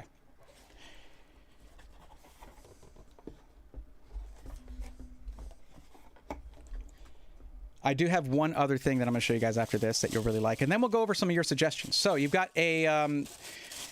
now, when it comes down to it, if you're looking at a kit that's $90 like this, that comes with the entire setup, some of the things are probably going to come out feeling a little bit cheap. This actually doesn't feel too bad, but I'm not a fan of these. I don't like this kind of pop filter. You can tell by the fact that one of the main reasons I got the Go XLR mic was because it has this metal pop filter that's attached to it. It looks so clean and it works. But these kinds of pop filters, you will see them very often. My problem with them is that even though this comes with a microphone, it's not really designed for that microphone. It's designed for any microphone. But it just attaches to your boom arm there with this, and then it just goes in front of the mic, and then it keeps your plosives from floating on the microphone. But you can get something like that fairly cheaply, but just it comes with the kit. There you go. We actually have a foam here. I wouldn't put this in this because it squishes it, but these usually expand after a while.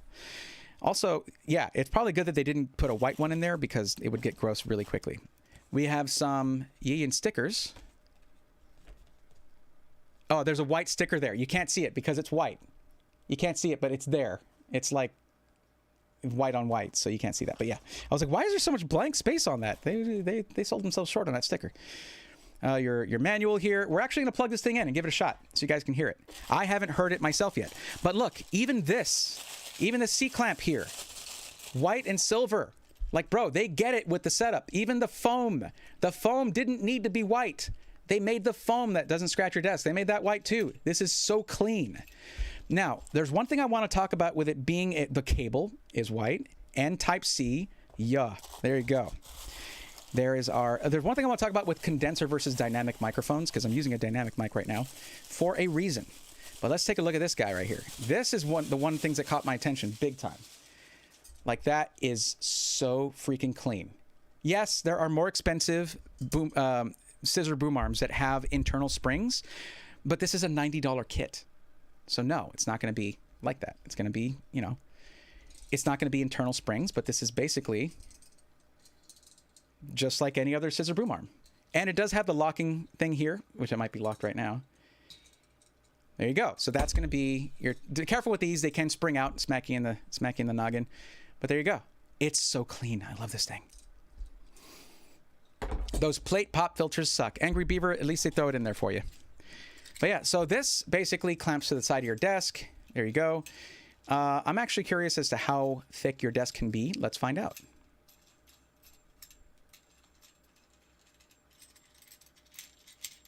Come on, let's go.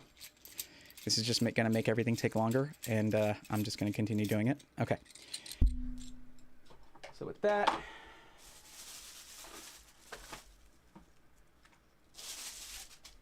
well, here we go. So it looks like about less than 2.5 inches. We're looking at about 2 inches and 2 1/4 inches, or yeah, about 2 1/3. So if you have a really thick desk, it's not going to be the best option for you. You'll need something else, but these are usually fairly universal and they can usually fit into other ones. So yeah, this just unscrews right here. Even the knob for that is white. Like the springs could have been silver. They could have done that. They could have put silver springs on there, or, you know, like just bare metal springs instead of the black ones. But, you know, still they have to have some contrast, I guess. And it looks fine. Now this also has the adapter here that goes from, let me see, what is it? 5/8 from the, what is it?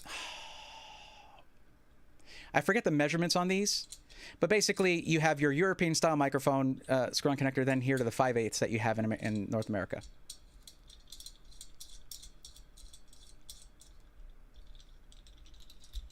Noggins must be protected at all costs, of course. So now I got to attach this thing, and we're going to get it set up after I finish showing this stuff to you. Please don't open. Thank you. All right, let's look at the mic itself, the main reason you got this. So this is the Yeen Agile NL. Okay, this is a 24-bit, 192 kilohertz plug-and-play microphone, and this is smaller than I expected. I expected it to be big and chunky. This is actually kind of a compact package for what it is. Now, let me see if I can... Usually I like to open these kinds of things up, but it looks like there's going to be screws to do that, and I'm not going to mess with that. Now, interestingly, there are two headphone jacks here. I don't know why. Why are there two headphone jacks? So there's a Type-C connector and then two jacks on here that both show the headphones symbol. I guess because then you can have someone with you if you're using this as your only microphone and you have two separate headphones to listen to it. But yeah. So anyways, we have a push-to-click mute right here, and you have the light that'll turn red right on there. Let's zoom in now. Let's get a little bit zoomed in. Stop shaking. I need to cement, like not cement it, but I really need to tighten this thing on the ceiling mount that I have, but yeah. So you have a push-to-click mute right here. And, of course, your actual gain right there. Okay. It's a kind of the knob is a little hard to grip. It's too close to the body. But that's my only complaint there. You have your volume coming back. Oh, okay. Wait. Mute. Maybe that... What? Mute, gain, and volume. Mute, gain, volume. Well, then what does this do? Okay, I'm a little confused here because I feel like they should have had the labels underneath. That's a little less confusing. And then because that says mute and there's a mute light, but why does it have a turning knob on it then? I don't understand. But there's your gain and there's your volume, probably for your playback. So there may be something here that is putting it, balancing your PC audio versus your live, your feedback there. Or your monitoring, your mic monitoring. So let's find out. Let's take a look here, and we'll see how they list these on their website. Okay, frequency. The frequency response is from 80 hertz to 20,000 hertz. That's a lot of hertz. Okay, streaming, recording, voiceover, Zoom meetings. Now, one thing about condenser microphones, it is a cardioid polar pattern, meaning it's mainly going to get from the front. You'd speak to the front of this thing, okay? And it shouldn't get much from the rear. I don't see a way to change the polar pattern, so it should be just a single one. But it is a condenser microphone, and condenser microphones are more sensitive. Usually, you can get more representation of the full frequency range on a condenser microphone. However, it often picks up more. If you have a lot of reverb in the room or background noise, it'll pick that up. Now, if you're going to be using something like NVIDIA Broadcast, and also AMD's coming out with their own version of that, for the new GPUs. So if you're going to have noise, AI noise canceling, that can help. But when it comes to audio, garbage in, garbage out, and it makes it have to process it more if there's a lot of background noise. So that's why a lot of streamers and content, whatever, a lot of broadcasters will use dynamic microphones, which if you're not close to the microphone, it doesn't hear you very well. So that's why people use dynamic microphones, because if you're not close to it, it won't hear you very well. You have to be like right up on it, and that's ideal if you have a lot of room noise like I do. I gave up on treating this room. It has a really weird shape to it. If you want to look at my setup tour video, you'll see what I meant by that. It just makes it hard to treat in here. But I'm moving, so the garage studio is going to have really good. I'm going to do a lot of DIY soundproofing in there, or sound treatment, I should say. Okay, easy plug and play. So it should be plug and play. We're going to get that plugged in here in a bit. Cardioid microphone with low background noise. Only captures sound from the front. So that will help. The fact that it's not picking it up in an omnidirectional, that will help with rejecting off-axis sound. But if you have a lot of reverb, your voice will bounce off the wall in front of you, then off the one behind you, and right back into the microphone. So there's no, if it's a condenser, it's going to pick up some of that. So that's something I want to let you guys know. That a little bit, something like an actual real acoustic blanket, not one of the fake ones off of Amazon. Put that like somewhere in front of you, like on the wall in front of you. It's still going to bounce off your monitors and stuff a little bit, but whatever. Or behind you, anything like that. That's the funny thing about a lot of stream backgrounds that you'll see is they have a lot of acoustic treatment on the wall behind them. And it's like, you ain't talking at that wall. It does catch reflections that go back to it though. So it does help. It's just funny. It's funny to see that. There should be something behind where they're actually speaking to as well. Okay, great audio setup for solo streamer and YouTuber. Metal shock mount helps keep unwanted. So shock mount. That's the thing. There is no shock mount. There's no shock mounting. I mean, this has a hard mount. That's well, not necessarily a hard mount because it pivots, but it's still hard mounted. There's no rubber bands here. Nothing really to. We're gonna test that out. We'll go ahead and we'll do the podcastage, a little bit of podcastage testing. I could never replace him. Okay, he's amazing. Oh, I'm jelly. If I streamed, I would copy you. Condenser that comes with a pop filter, boom arm, and has onboard mixing. Yeah, I need to figure that out. I need to figure out the mixing. I'm going back through some chats real quick. Better than no pop filter because condensers are super sensitive to plosives. That's very true because they usually have a larger diaphragm. Looks good at a boom. Looks as good at a boom you would buy for 30 bucks on Amazon, and you got it for free. There you go. It is not. It actually is for its size, Nico. It's pretty heavy. For its size, it is quite heavy, and you can lock this at a certain angle. But this is way smaller than I was expecting. Let me show you for size comparison.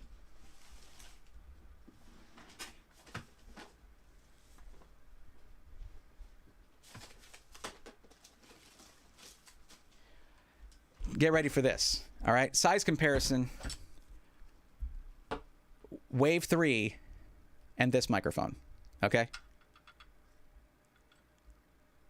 Like it's downright. Oh, wrong one.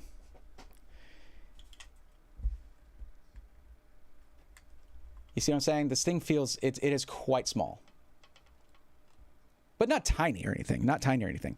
But I guess I was expecting something larger, but that's good. It's heavy for its size. It's about the same weight if I didn't have this shock mount. See, this is what I think of when I think of a shock mount. You have something that will have rubber bands or some kind of vibration absorbing or isolating thing. But let's take this off. I want to see what this feels like without that on there. And yes, I used to love this thing. Probably one of my favorite videos that I've made was my review on the Wave 3. Because everybody was talking about how great it is. And it is. But I was tired of hearing about how great it was. So I approached it a little differently with a little bit of tongue-in-cheek action going on. Taking this thing off of here is a big pain in the butt.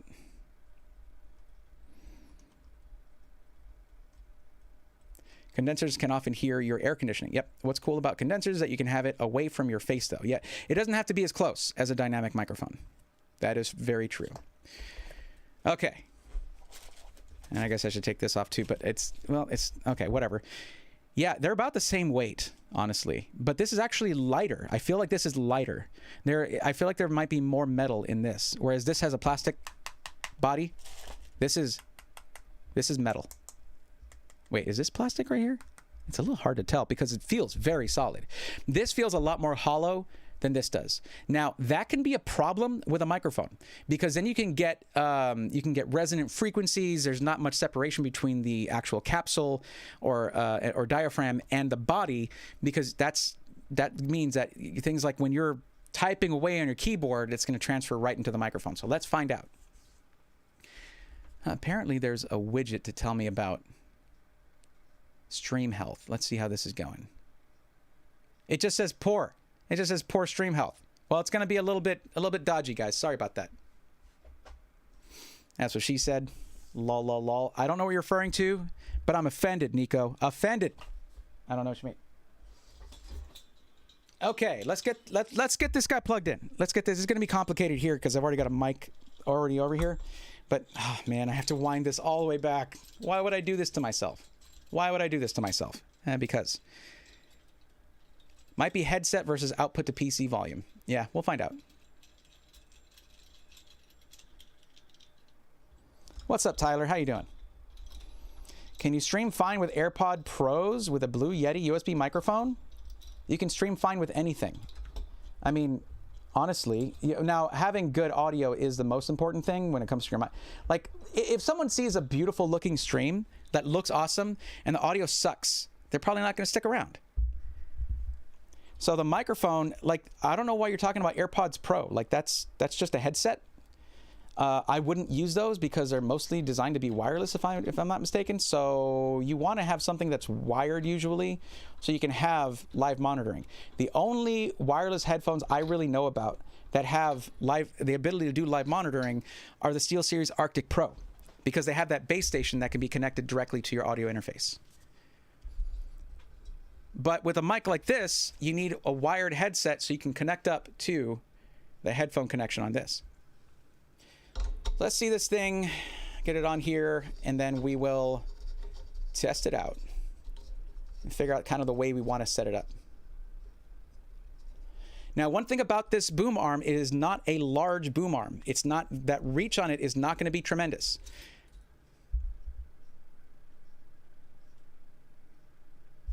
Yeah? Okay. I loosened that up a little too much. So this just uses friction right there. So you can have it, basically have it be like the upside down style like this. But I gotta say, I'm not a big fan of this mount because you can't, like at this point here, I can't turn it this way.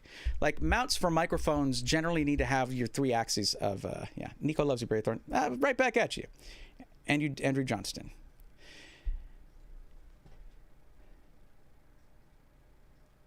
AirPods for audio. The mic to speak through, obviously.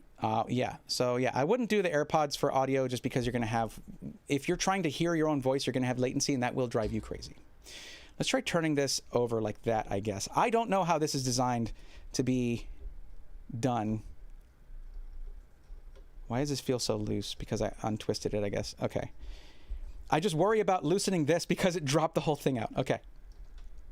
I want this to be a good value because I think that that's a good price to get into for with a condenser microphone, because condenser microphones can give a really nice quality of audio. So let's get this plugged in. We have our white USB Type A to Type C cable right here. And I've got one available to me right over here that I had ready because I'm awesome. This is an extension back to my PC. There we go. The funny thing about USB Type-C to these microphones is that they generally don't need it, but it's nice that you can just have it. Oh, this was designed to be tangled up, I guess, the way it was wrapped up. Okay. Wasn't very careful about that for my part. But basically, the benefit is all in the form factor of Type-C, the fact that it can be plugged in. However, it's more durable than like micro USB. Everything is more durable than micro USB, to be honest. But I don't even mind when a microphone has like USB Type B, which is used in a lot of audio interfaces and instruments because of how robust it is. Sell the AirPods Max and get a studio set of headphones for $80 and get a less mainstream and bad sounding mic like the Yeti. Just my 2 cents. I mean, we're about to find out how this one sounds. I am curious. I do want to know. And I will have this ready to test it out just because we want to see that it works, but I guarantee you it will because it's just a piece of a couple sheets of foam or like mesh there, and that just generally works. It's just that it doesn't match the set. It doesn't look right because the whole setup is white and then you have this big thing black, hanging out on it. But if you put a white mesh on there, then that looks terrible after about 3 weeks of you spitting food into it. So yeah, but then again, pop filters are designed to basically be abused like that, I guess you could say. Okay, so that's basically how you'd set that up. There you go. I think I can stop recording. I'm not getting any good angles on this anyway. And let's turn it off. Okay, so let me get this thing set up. I was trying to look for what the instructions on the controls, but I have the booklet right here, so we'll just go with the booklet. See, I like that they include stuff like this. Not like that, like this. So you actually have the typical frequency. Let's get this competing product out of here. Get out of here, Elgato. Did you guys see that they dropped the limited edition pink version? It's pretty sick. Kind of tempted. Anyway, you got your typical frequency response curve, polar response, so it shows a cardioid polar pattern there. They call it cardioid, by the way, because it looks like a heart upside down. Anyway, looks like we have other specifications here. Response frequency, 80 hertz to 20,000 hertz. We already saw that. Impedance, ohms, around less than 68 ohms. Signal to noise ratio is 68 dB. You'll get better, signal to noise ratio it's going to vary from, depending on build quality and other aspects of it like that. Maxed SPL 110 dB, and sampling rate, I already mentioned that before, 192 kilohertz or 24 bits. Connector USB. Okay, so we have a power indicator light, and then a mute switch, which is a short press to switch to silent mode, and then microphone volume. Rotate from left to right as volume control buttons. So that is the microphone volume. Then you have computer volume right here, and then the real-time monitoring volume. So your gain is up here, and the reason they put volume between these is because you have PC up here and your monitoring right here. They should have labeled PC and monitoring or something like that. I would have done that. I would have liked that because I got thoroughly confused by that. And you probably couldn't see what I was showing you, but basically, yes. Microphone gain right here, plus pushed, with a short press to mute it and short press to unmute it. And then computer volume, and then your monitoring of the microphone live back to your headset. So I like that. I like that they're large controls right there in the front. Let me get my headset plugged into this.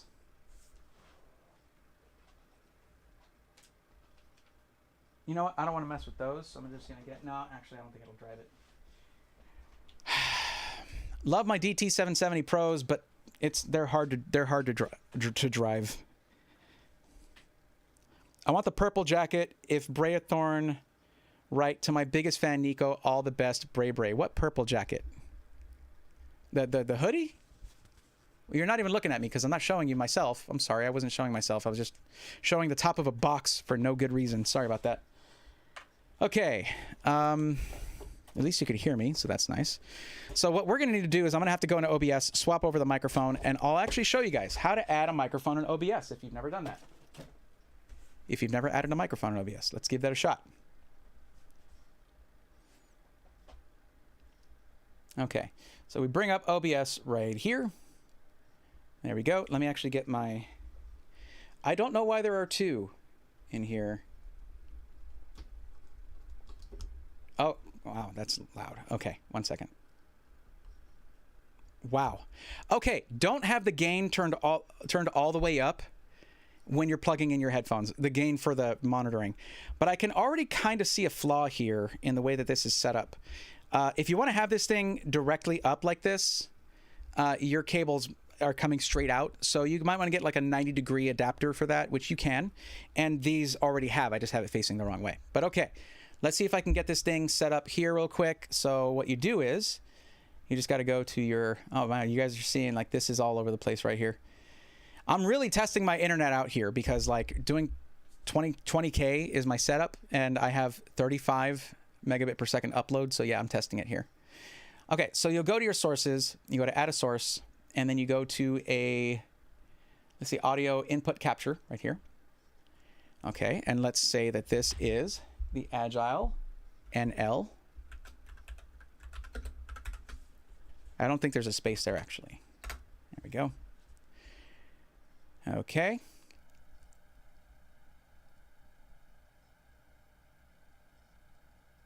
And where is it?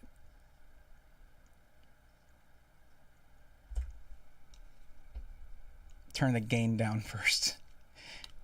And when that power indicator is blue when you're not muted, and it turns red when you're muted. So that is nice.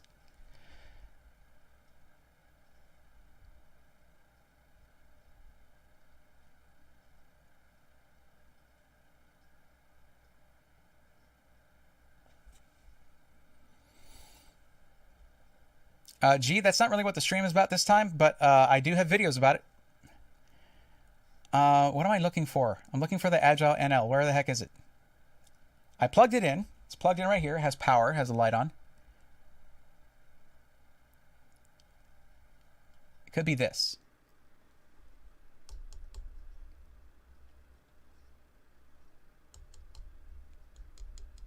Guess not. Oh, it's muted. Okay. So I'm not hearing this now. Let me turn it up. Okay. There we go. Get the pop filter in front of it. And there you have it. How does it sound? So remember this, that this is, we're going from a dynamic microphone. You're getting double sound. Sorry. Remember that you're going from a dynamic microphone to listening to a condenser microphone. So the sound is actually going to be quite different. And I don't have any filters on this. So what I'm going to do is, anytime you add a new microphone, or any new thing that needs filters, you can actually copy the filters from this microphone and then just paste them in. Bam. Now we have we actually have both the, we have compression and a hard limiter on there, so it cannot clip anymore. So how's it sounding, guys? It's going to have a different feel to it, a different sound. Just purple, wrap it. What are we wrapping in purple?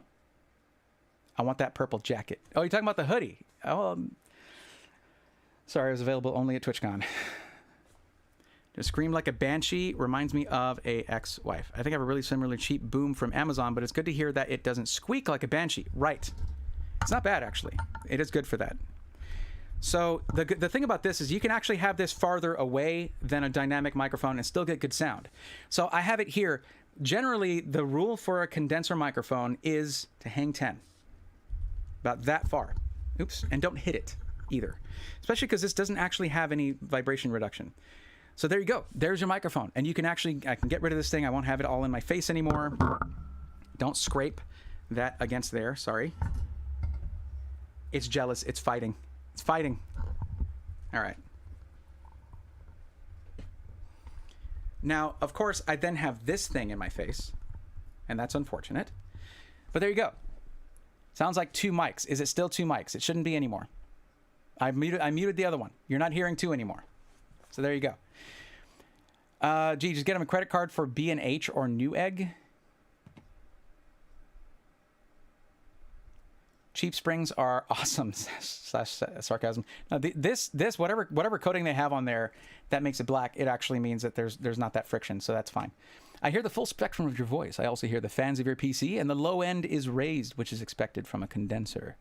It's too bad I didn't do this first, because then you would actually get more out of my voice, because I've worn out my voice quite a bit during the stream, unfortunately.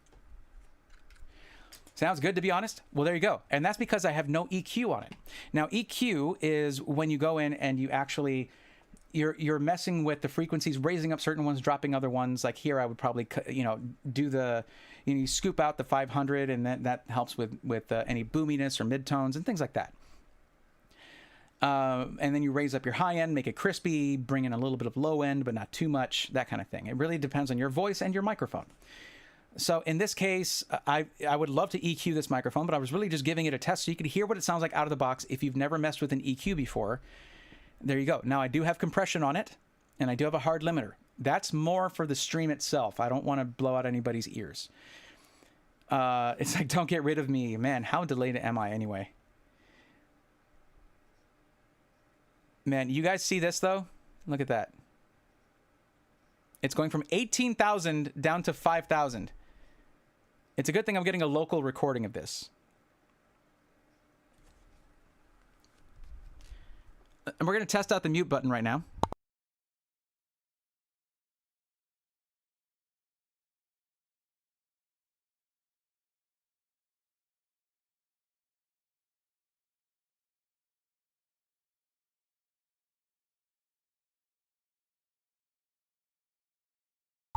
And there you go.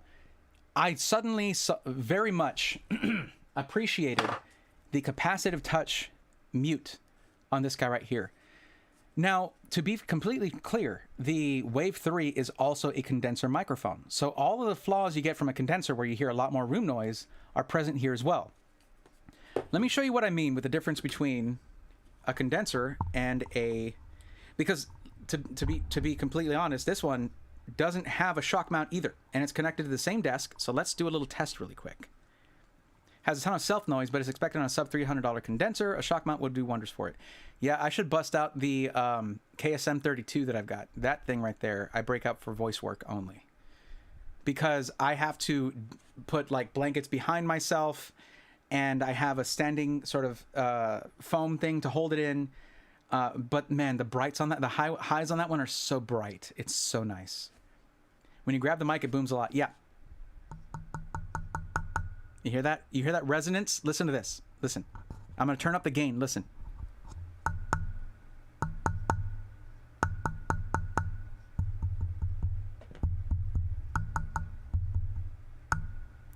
It resonates. That's not good.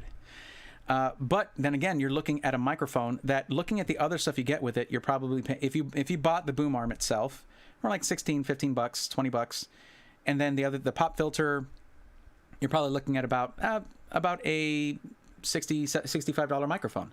But the quality of the audio, that click is audibly pretty gross. Yeah, that's a downside. That's why I appreciate the capacitive mute on this thing. No sound. If you watch my review on the Wave 3, I mentioned that because I compared it to the clicky mute button on the oh my god, I'm blanking on the Blue Yeti.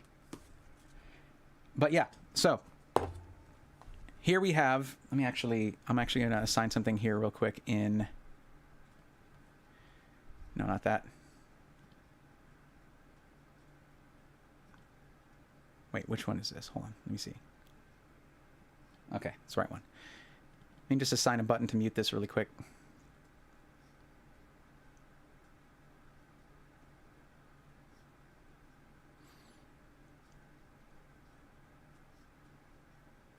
Okay.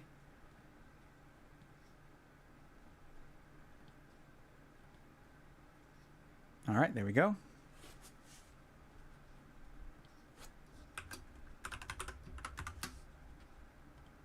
There we go. That'll do. Okay, so here you're hearing the Agile NL. And now you're hearing my dynamic microphone, the Go XLR mic. So, listen to this. I'm going to turn off this keyboard.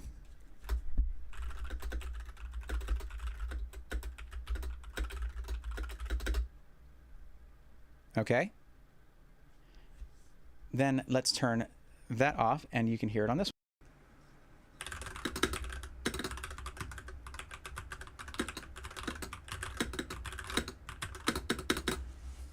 So that picks up the sound of the keyboard, and also, oh, I'm not hearing thumping. I'm not hearing like thumping, so that's good. But yeah, this is why a lot of streamers like to use red switches in their keyboards. This one has blue clicky switches in it. Wait, no, is it? What switches came in this keyboard? Mechanical gaming keyboard, yada yada. I don't even remember. Where's the one that has... Well, I got tactiles in that one. Oh. This right here has Kale Speed Copper tactile switches. This is a keypad here. Why am I showing you that screen there? There we go.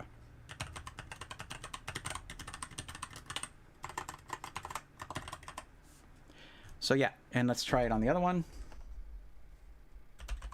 which I can't hear, so hold on a second. Man, I hate touching this microphone because you're going to get a lot of sound out of it.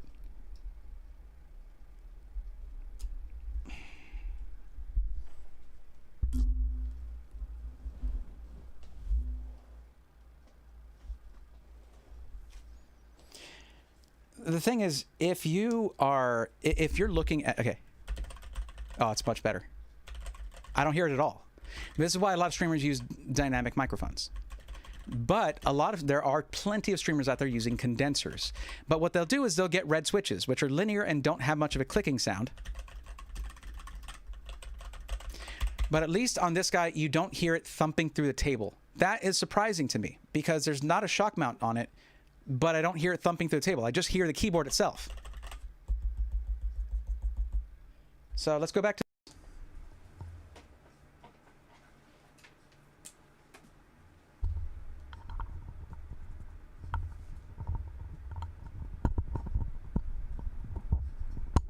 Oh, God, sorry about that.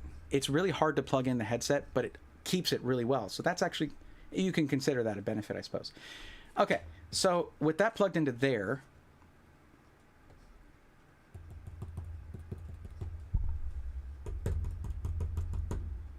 What I'm getting is a resonance. Let's get the gain back up. There we go. I'm at about 3 o'clock on the gain. Okay. Oh. That's pretty gross. Don't tap your boom. Yeah, don't tap your boom arm.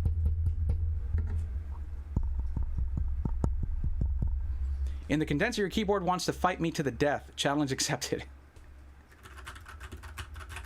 So yeah, get yourself a keyboard with some Cherry Reds or an equivalent linear switch. You don't want anything tactile or clicky, because that's the thing. That's going to be the same thing for every condenser microphone. They don't have good sound rejection. They pick up a lot of room sound. That's just the way that goes. Now, NVIDIA Broadcast is designed to eliminate those sounds as much as possible, but if it's at the same time as you talking, it's going to be in there. That's just how it goes. It's an electric mute instead of a DSP mute. -1 on there. Oh yeah, true. Capacitive mute would have been a big plus. Yeah, remember though, this is a what did this debut at? Nico, how much did the Wave 3 come out for? $150? You're talking about nearly 3 times the price with just the microphone. You know what I mean? And it doesn't come with it doesn't come with all this other stuff, but it is about double the price of the kit, which comes with everything. So, you know, if you're trying to get someone started out, this is a great option for that. And honestly, I think it sounds good. And with some EQ, it could sound amazing. The thing is, you won't hear your own EQ because you're getting your monitoring directly from the microphone. And that's good, because if you got it from your computer, there would be latency and it would drive you out of your mind. Now, another good thing about having the headphone jack there is that it also allows it to be connected to something like your audio interface, like a Go XLR for monitoring. So that's not a bad thing. It's a good thing. The chat will redeem points to fart loud. Would they? Wrap some rubber bands around the boom arm. Free life hack. Not a bad idea. Okay, so yeah. Now this is of course compatible with any boom arm. It can work on any type of mic arm. So there you go. But I think that this is a really nice looking one. Just don't mess with it too much. And honestly, it might, if you lock it. Ooh, that sounded good. I hope you enjoyed that, guys. This locking thing here is right by the spring, and that was probably not the best move, unless I extend it, and then it's fine. Because that must not have been enjoyable to listen to. So you can basically adjust the tension right here. That's more for if you put a heavier mic there, but that's also where you would have multiple points for the springs, and that's not a feature on this boom arm. You don't have multiple points to anchor the spring, to adjust the tension for heavier microphones, because it was designed for this microphone. But this microphone or this boom arm can be used with other of the like.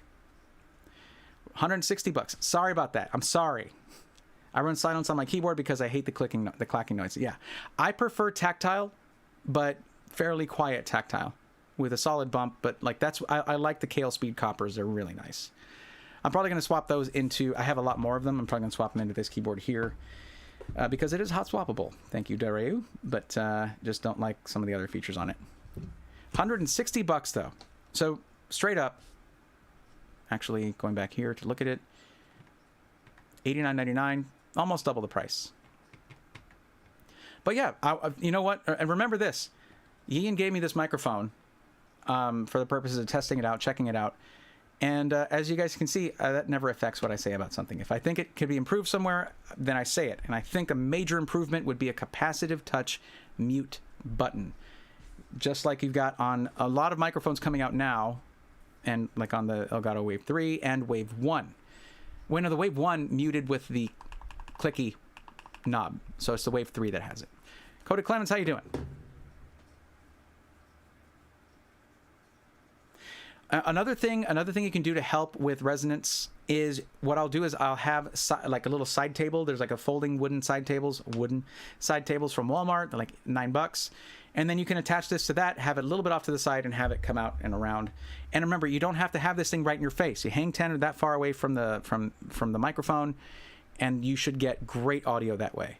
I have a whole video about positioning your microphone, and it goes over that. Anyway, let's talk about one last thing. And this is for those of you out there who are getting into content creation. This was one of my favorite things that I bought when I was first starting out. But we are which microphone should we be on? You want me to get back on the dynamic? It's up to you guys. What do you think? Should we get off of this one, go back to the dynamic mic? Trying to find new headphones for gaming. What is your recommendation? My recommendation is to check out Random Frank P. Nico Knows Tech. Actually, he's here. Check out Nico Knows Tech's channel, actually. He does stuff like that quite a bit. But also, I also watch Random Frank P. and people like that. I want to show you guys in this graphic really quick. No, that's not the graphic. Oh, here we go. They actually have the cardioid polar pattern facing the wrong way. So they're not going to hear her. She's not going to... It's flipped around. Okay, high power headphone output. Really? I'd like to test that. High power headphone output. When they say that, what kind of resistance what kind of ohms can it deal with? I've got my 250 ohm DT 770s.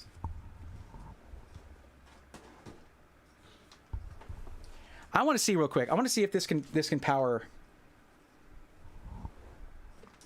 Oh boy.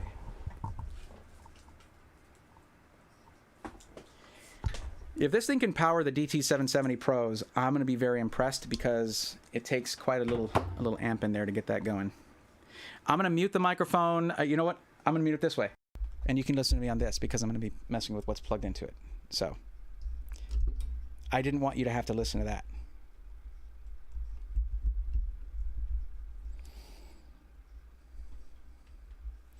So high power headphone output. We will just see about that. All right, check, check, check. Yeah, it's not nearly as loud as it was. I know you're hearing me through this. I'm doing this so I can crank the gain. Yeah, see, now I can hear myself. But that would probably be too hot for OBS. Let's see here. Check, check, check. Microphone check. Well, it's not peaking. Well, I mean, hey, it's powering them. I can hear it. Let's see here. I have no sound from the PC. Why is that? I had that too low, I guess.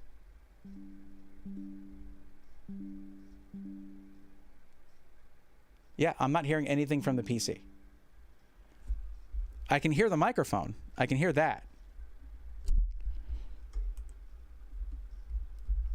I'm trying the other one to see if that's going to give me sound from the PC. Oh, it's because of, okay, it's because of this. So you would actually have to go into here and change it to come through the audio output to go through here. So it's still actually putting them through the VRP10 dongle. Let's see, LCS USB audio, that should do it. And then we switch it here. There we go. Yeah, I can hear it. There you go.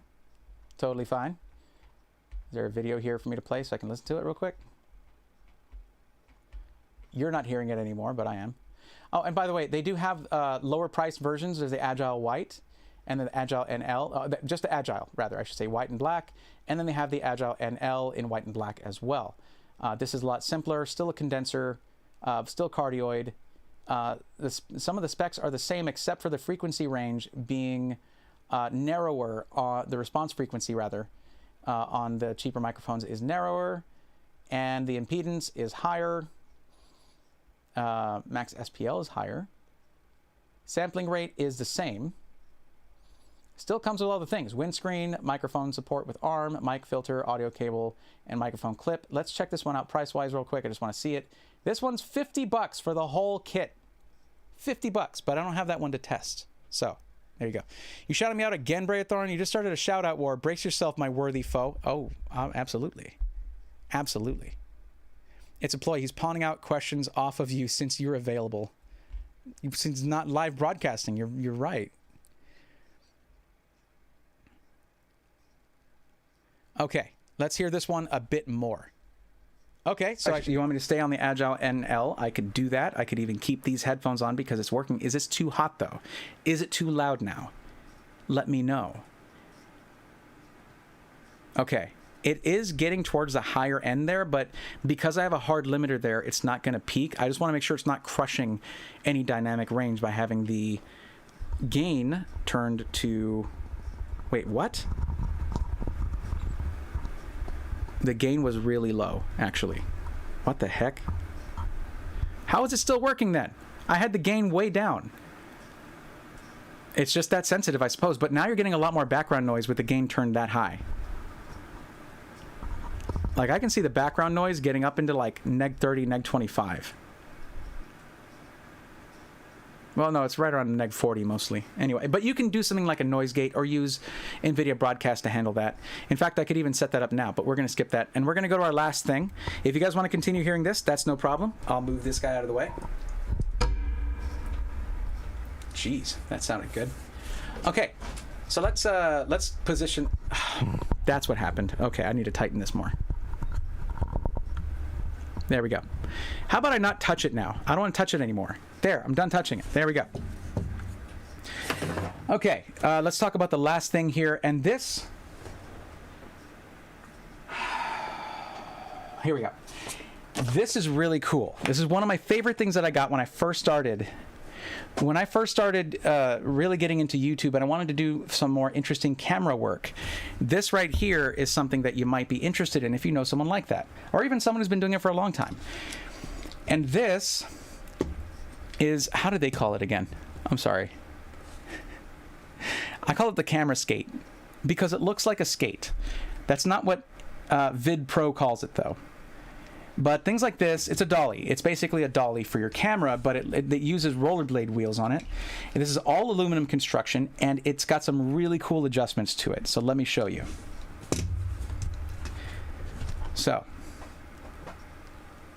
yeah, I can hear fans now. Maybe I should go ahead and switch back to more narrow frequency response is better if you're only using it for speaking. If you want to play instruments on it, you want the wider response range. It's, yeah, not a criticism when I'm talking about those. Really just need to mention it. Let's actually switch back to the, no, we'll stay on this. We'll stay on this. It's fine. It's fine if there's some background noise. I can edit some of that in post. You had to keep my gain on my Blue Yeti pretty low to keep the background noise out. The problem with the knob being so short on this thing is that you hit it with your fingernails and things like that. You'll get some of those resonant frequencies. But also, let's check the efficacy of our pop filter. Should I just do the podcastage? Please bring pizza pronto. Please bring pizza pronto. Please bring pizza pronto. Please bring pizza pronto. Please bring pizza pronto. Yeah. Crank up the gain. I want to hear the future. I also didn't treat my room for sound, so the echo in there was abysmal. Yeah, the reverberation can be a real problem. But let's take a better look at what was my plan there? Okay, so this is the camera skate. That's what I call it. But really, it's a that's right. I was going to bring this up in the spreadsheet so I could look at it at what they actually call it, and what they call this is the Vid Pro SK22 Skater Dolly. Okay. Now, looking at the, let's get the link up real quick so I can show you guys.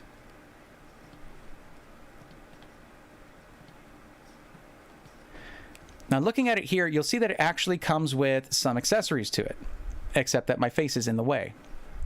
Here, no, stop it, Windows 11. Knock it off. I do what I want. All right, there we go. So you see that it comes with some accessories here. Like you get a telescoping, basically selfie stick, but that actually connects to the body. You get a magic arm that broke for me very quickly. You can get better magic arms very easily, and they're very cool for this kind of tool. But what you do is you can connect a camera or a smartphone, mount it onto this. And looking here, you'll see that there are multiple mounting points that are 1/4-20. 2 at the front, 2 at the rear, 3 in the middle. What I did was I just put a captive one here right in the center. And then I can do something like getting this. Something like,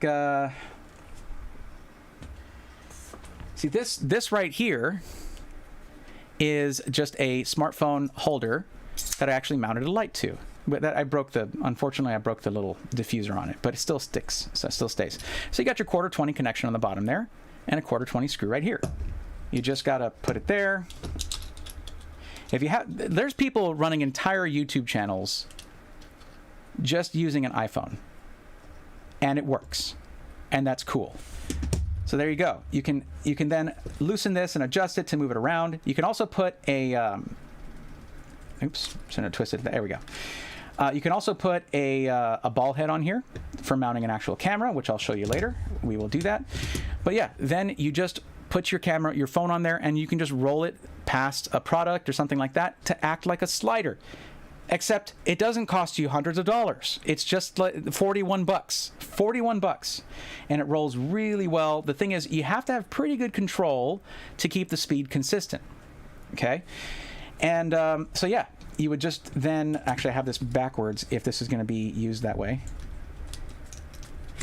It would be this way. There you go. What I'll actually do is I'll actually put my phone in here, set up a little scene and film that for you so you can see it, and then I'll add that into the video. So let's just get... Nico, I got to tell you, dude, I got the foot pedal thing from Elgato. Freaking awesome. It's very cool.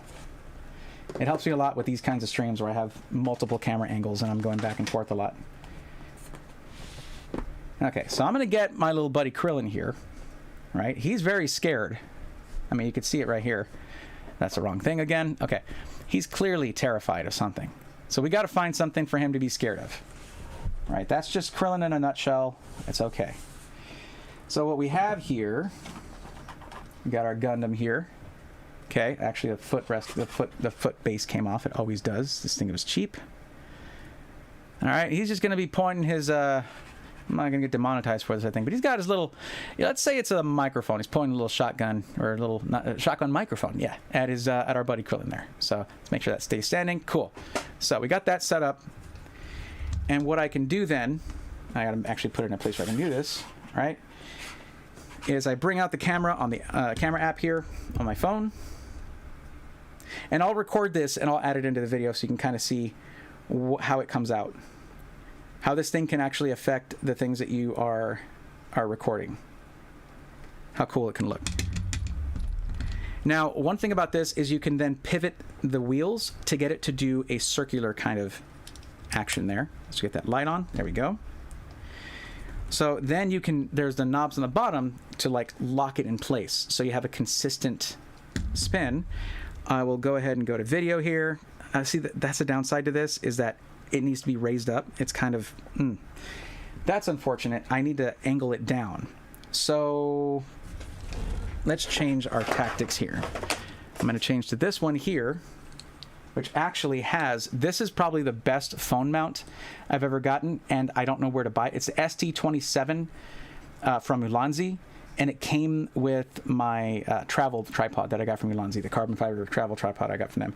But yeah, it actually has an Arca Swiss mount on the bottom. So I can then use this guy.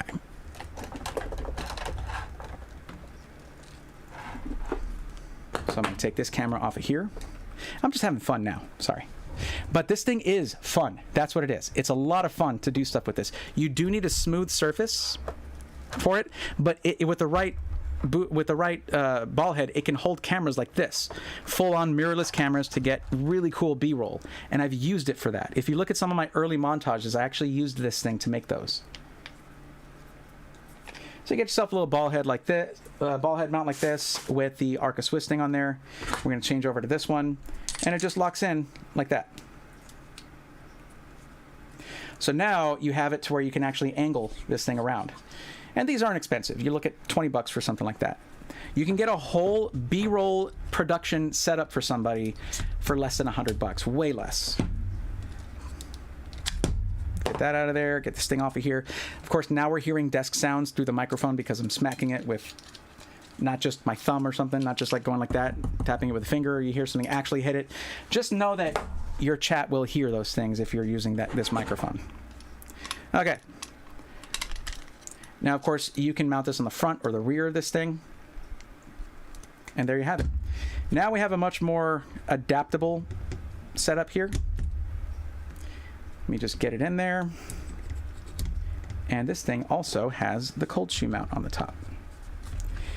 So for those of you doing iPhone content creation, stuff like this is absolutely priceless. Especially because a tool like this one, the phone mount that is stronger, more versatile, things like that, has an Arca Swiss mount you can use with other things. you can use with an actual slider if you get one, that kind of thing. So let's angle this down now. I have this facing the wrong way, wrong camera. There we go. And then I'll just record this and I'll show it to you guys in the video, so you have a reason to check out the video when that comes out. Okay, to set that up there, hit record. I don't have these positioned quite right.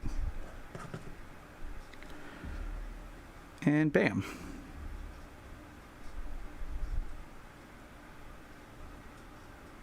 A bit too steep on the turn there, so I'll bring these out a bit. There we go. So I wanted a more gradual turn action there. It's just really cool. You can have it to where it's approaching something. You can have it go around a product or thing or art piece or 3D print or whatever you're showing in your content. This right here, you don't need to drop hundreds of dollars on stuff like this right off the bat. That can come in time. You can get there eventually, but let the channel, let whatever income you're getting from your YouTube channel, or this is great for things like TikToks because you can do vertical video and stuff. You just need a smooth surface. That's all you need. Will it work on like pavement? Not that well. It's going to bounce around too much. It's not going to be smooth.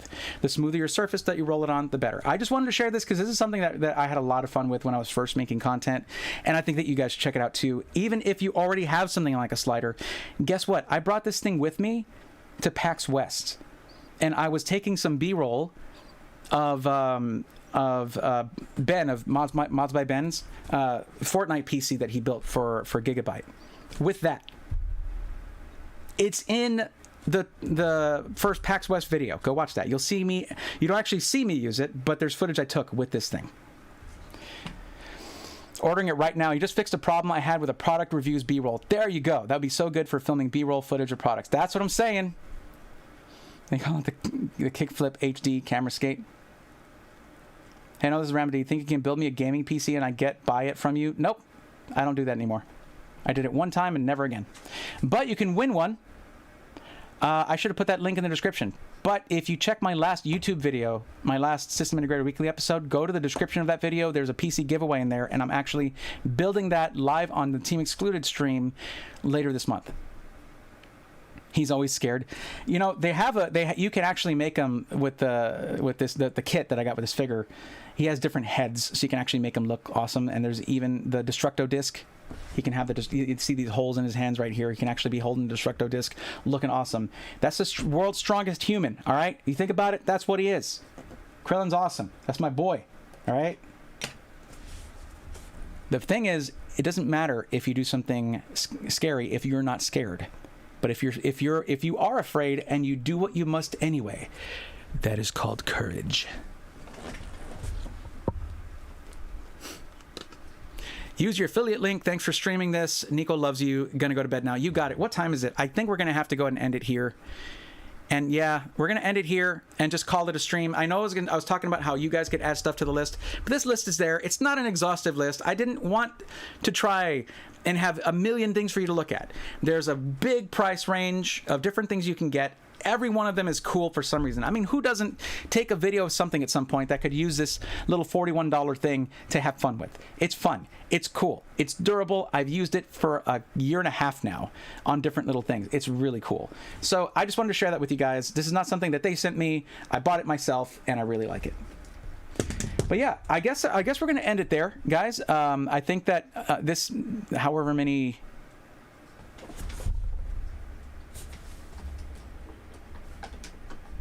Huh. Well, I guess we're going to have to use the stream footage for everything because my recorder here lost its storage. So, yeah, we're going to use stream footage for everything. Interesting. I think that was when I took out the SD card, probably. Oh, well, that was early on. Doesn't matter.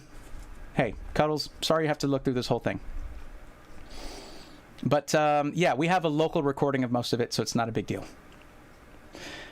But all right, guys, so thank you guys so much for hanging out. I appreciate y'all so much, and I hope that we talked about some fun things here. And anything that you guys find, I'll tell you what, I'll be watching, and I'll check it tomorrow morning. I'll check the deals section on the Discord, and any deals that you find leading up to Christmas, drop them in there, link them in there. And if, because what I'll then turn around and do, this is if you want to support me, I'll turn around and I'll add that as an affiliate link in the spreadsheet.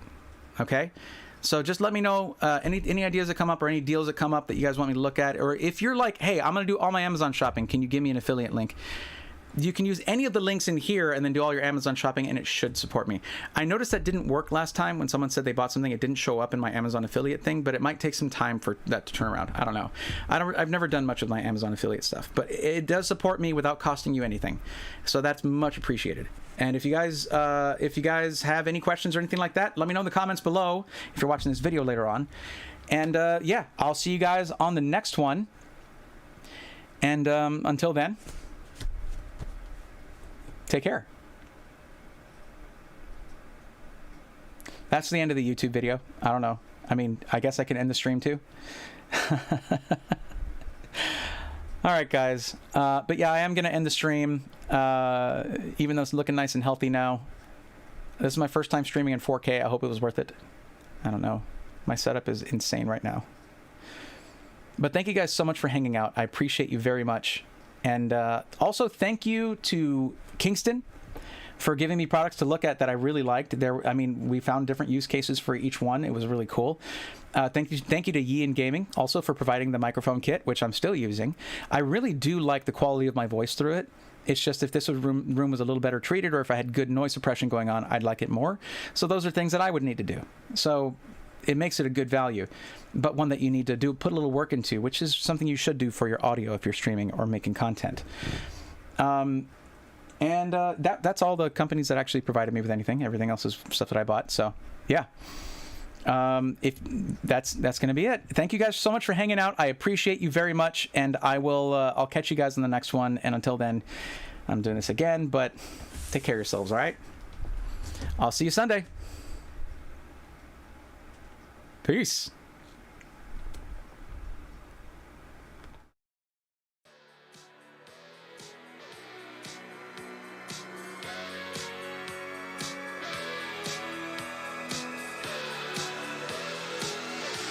Let's go, nerds!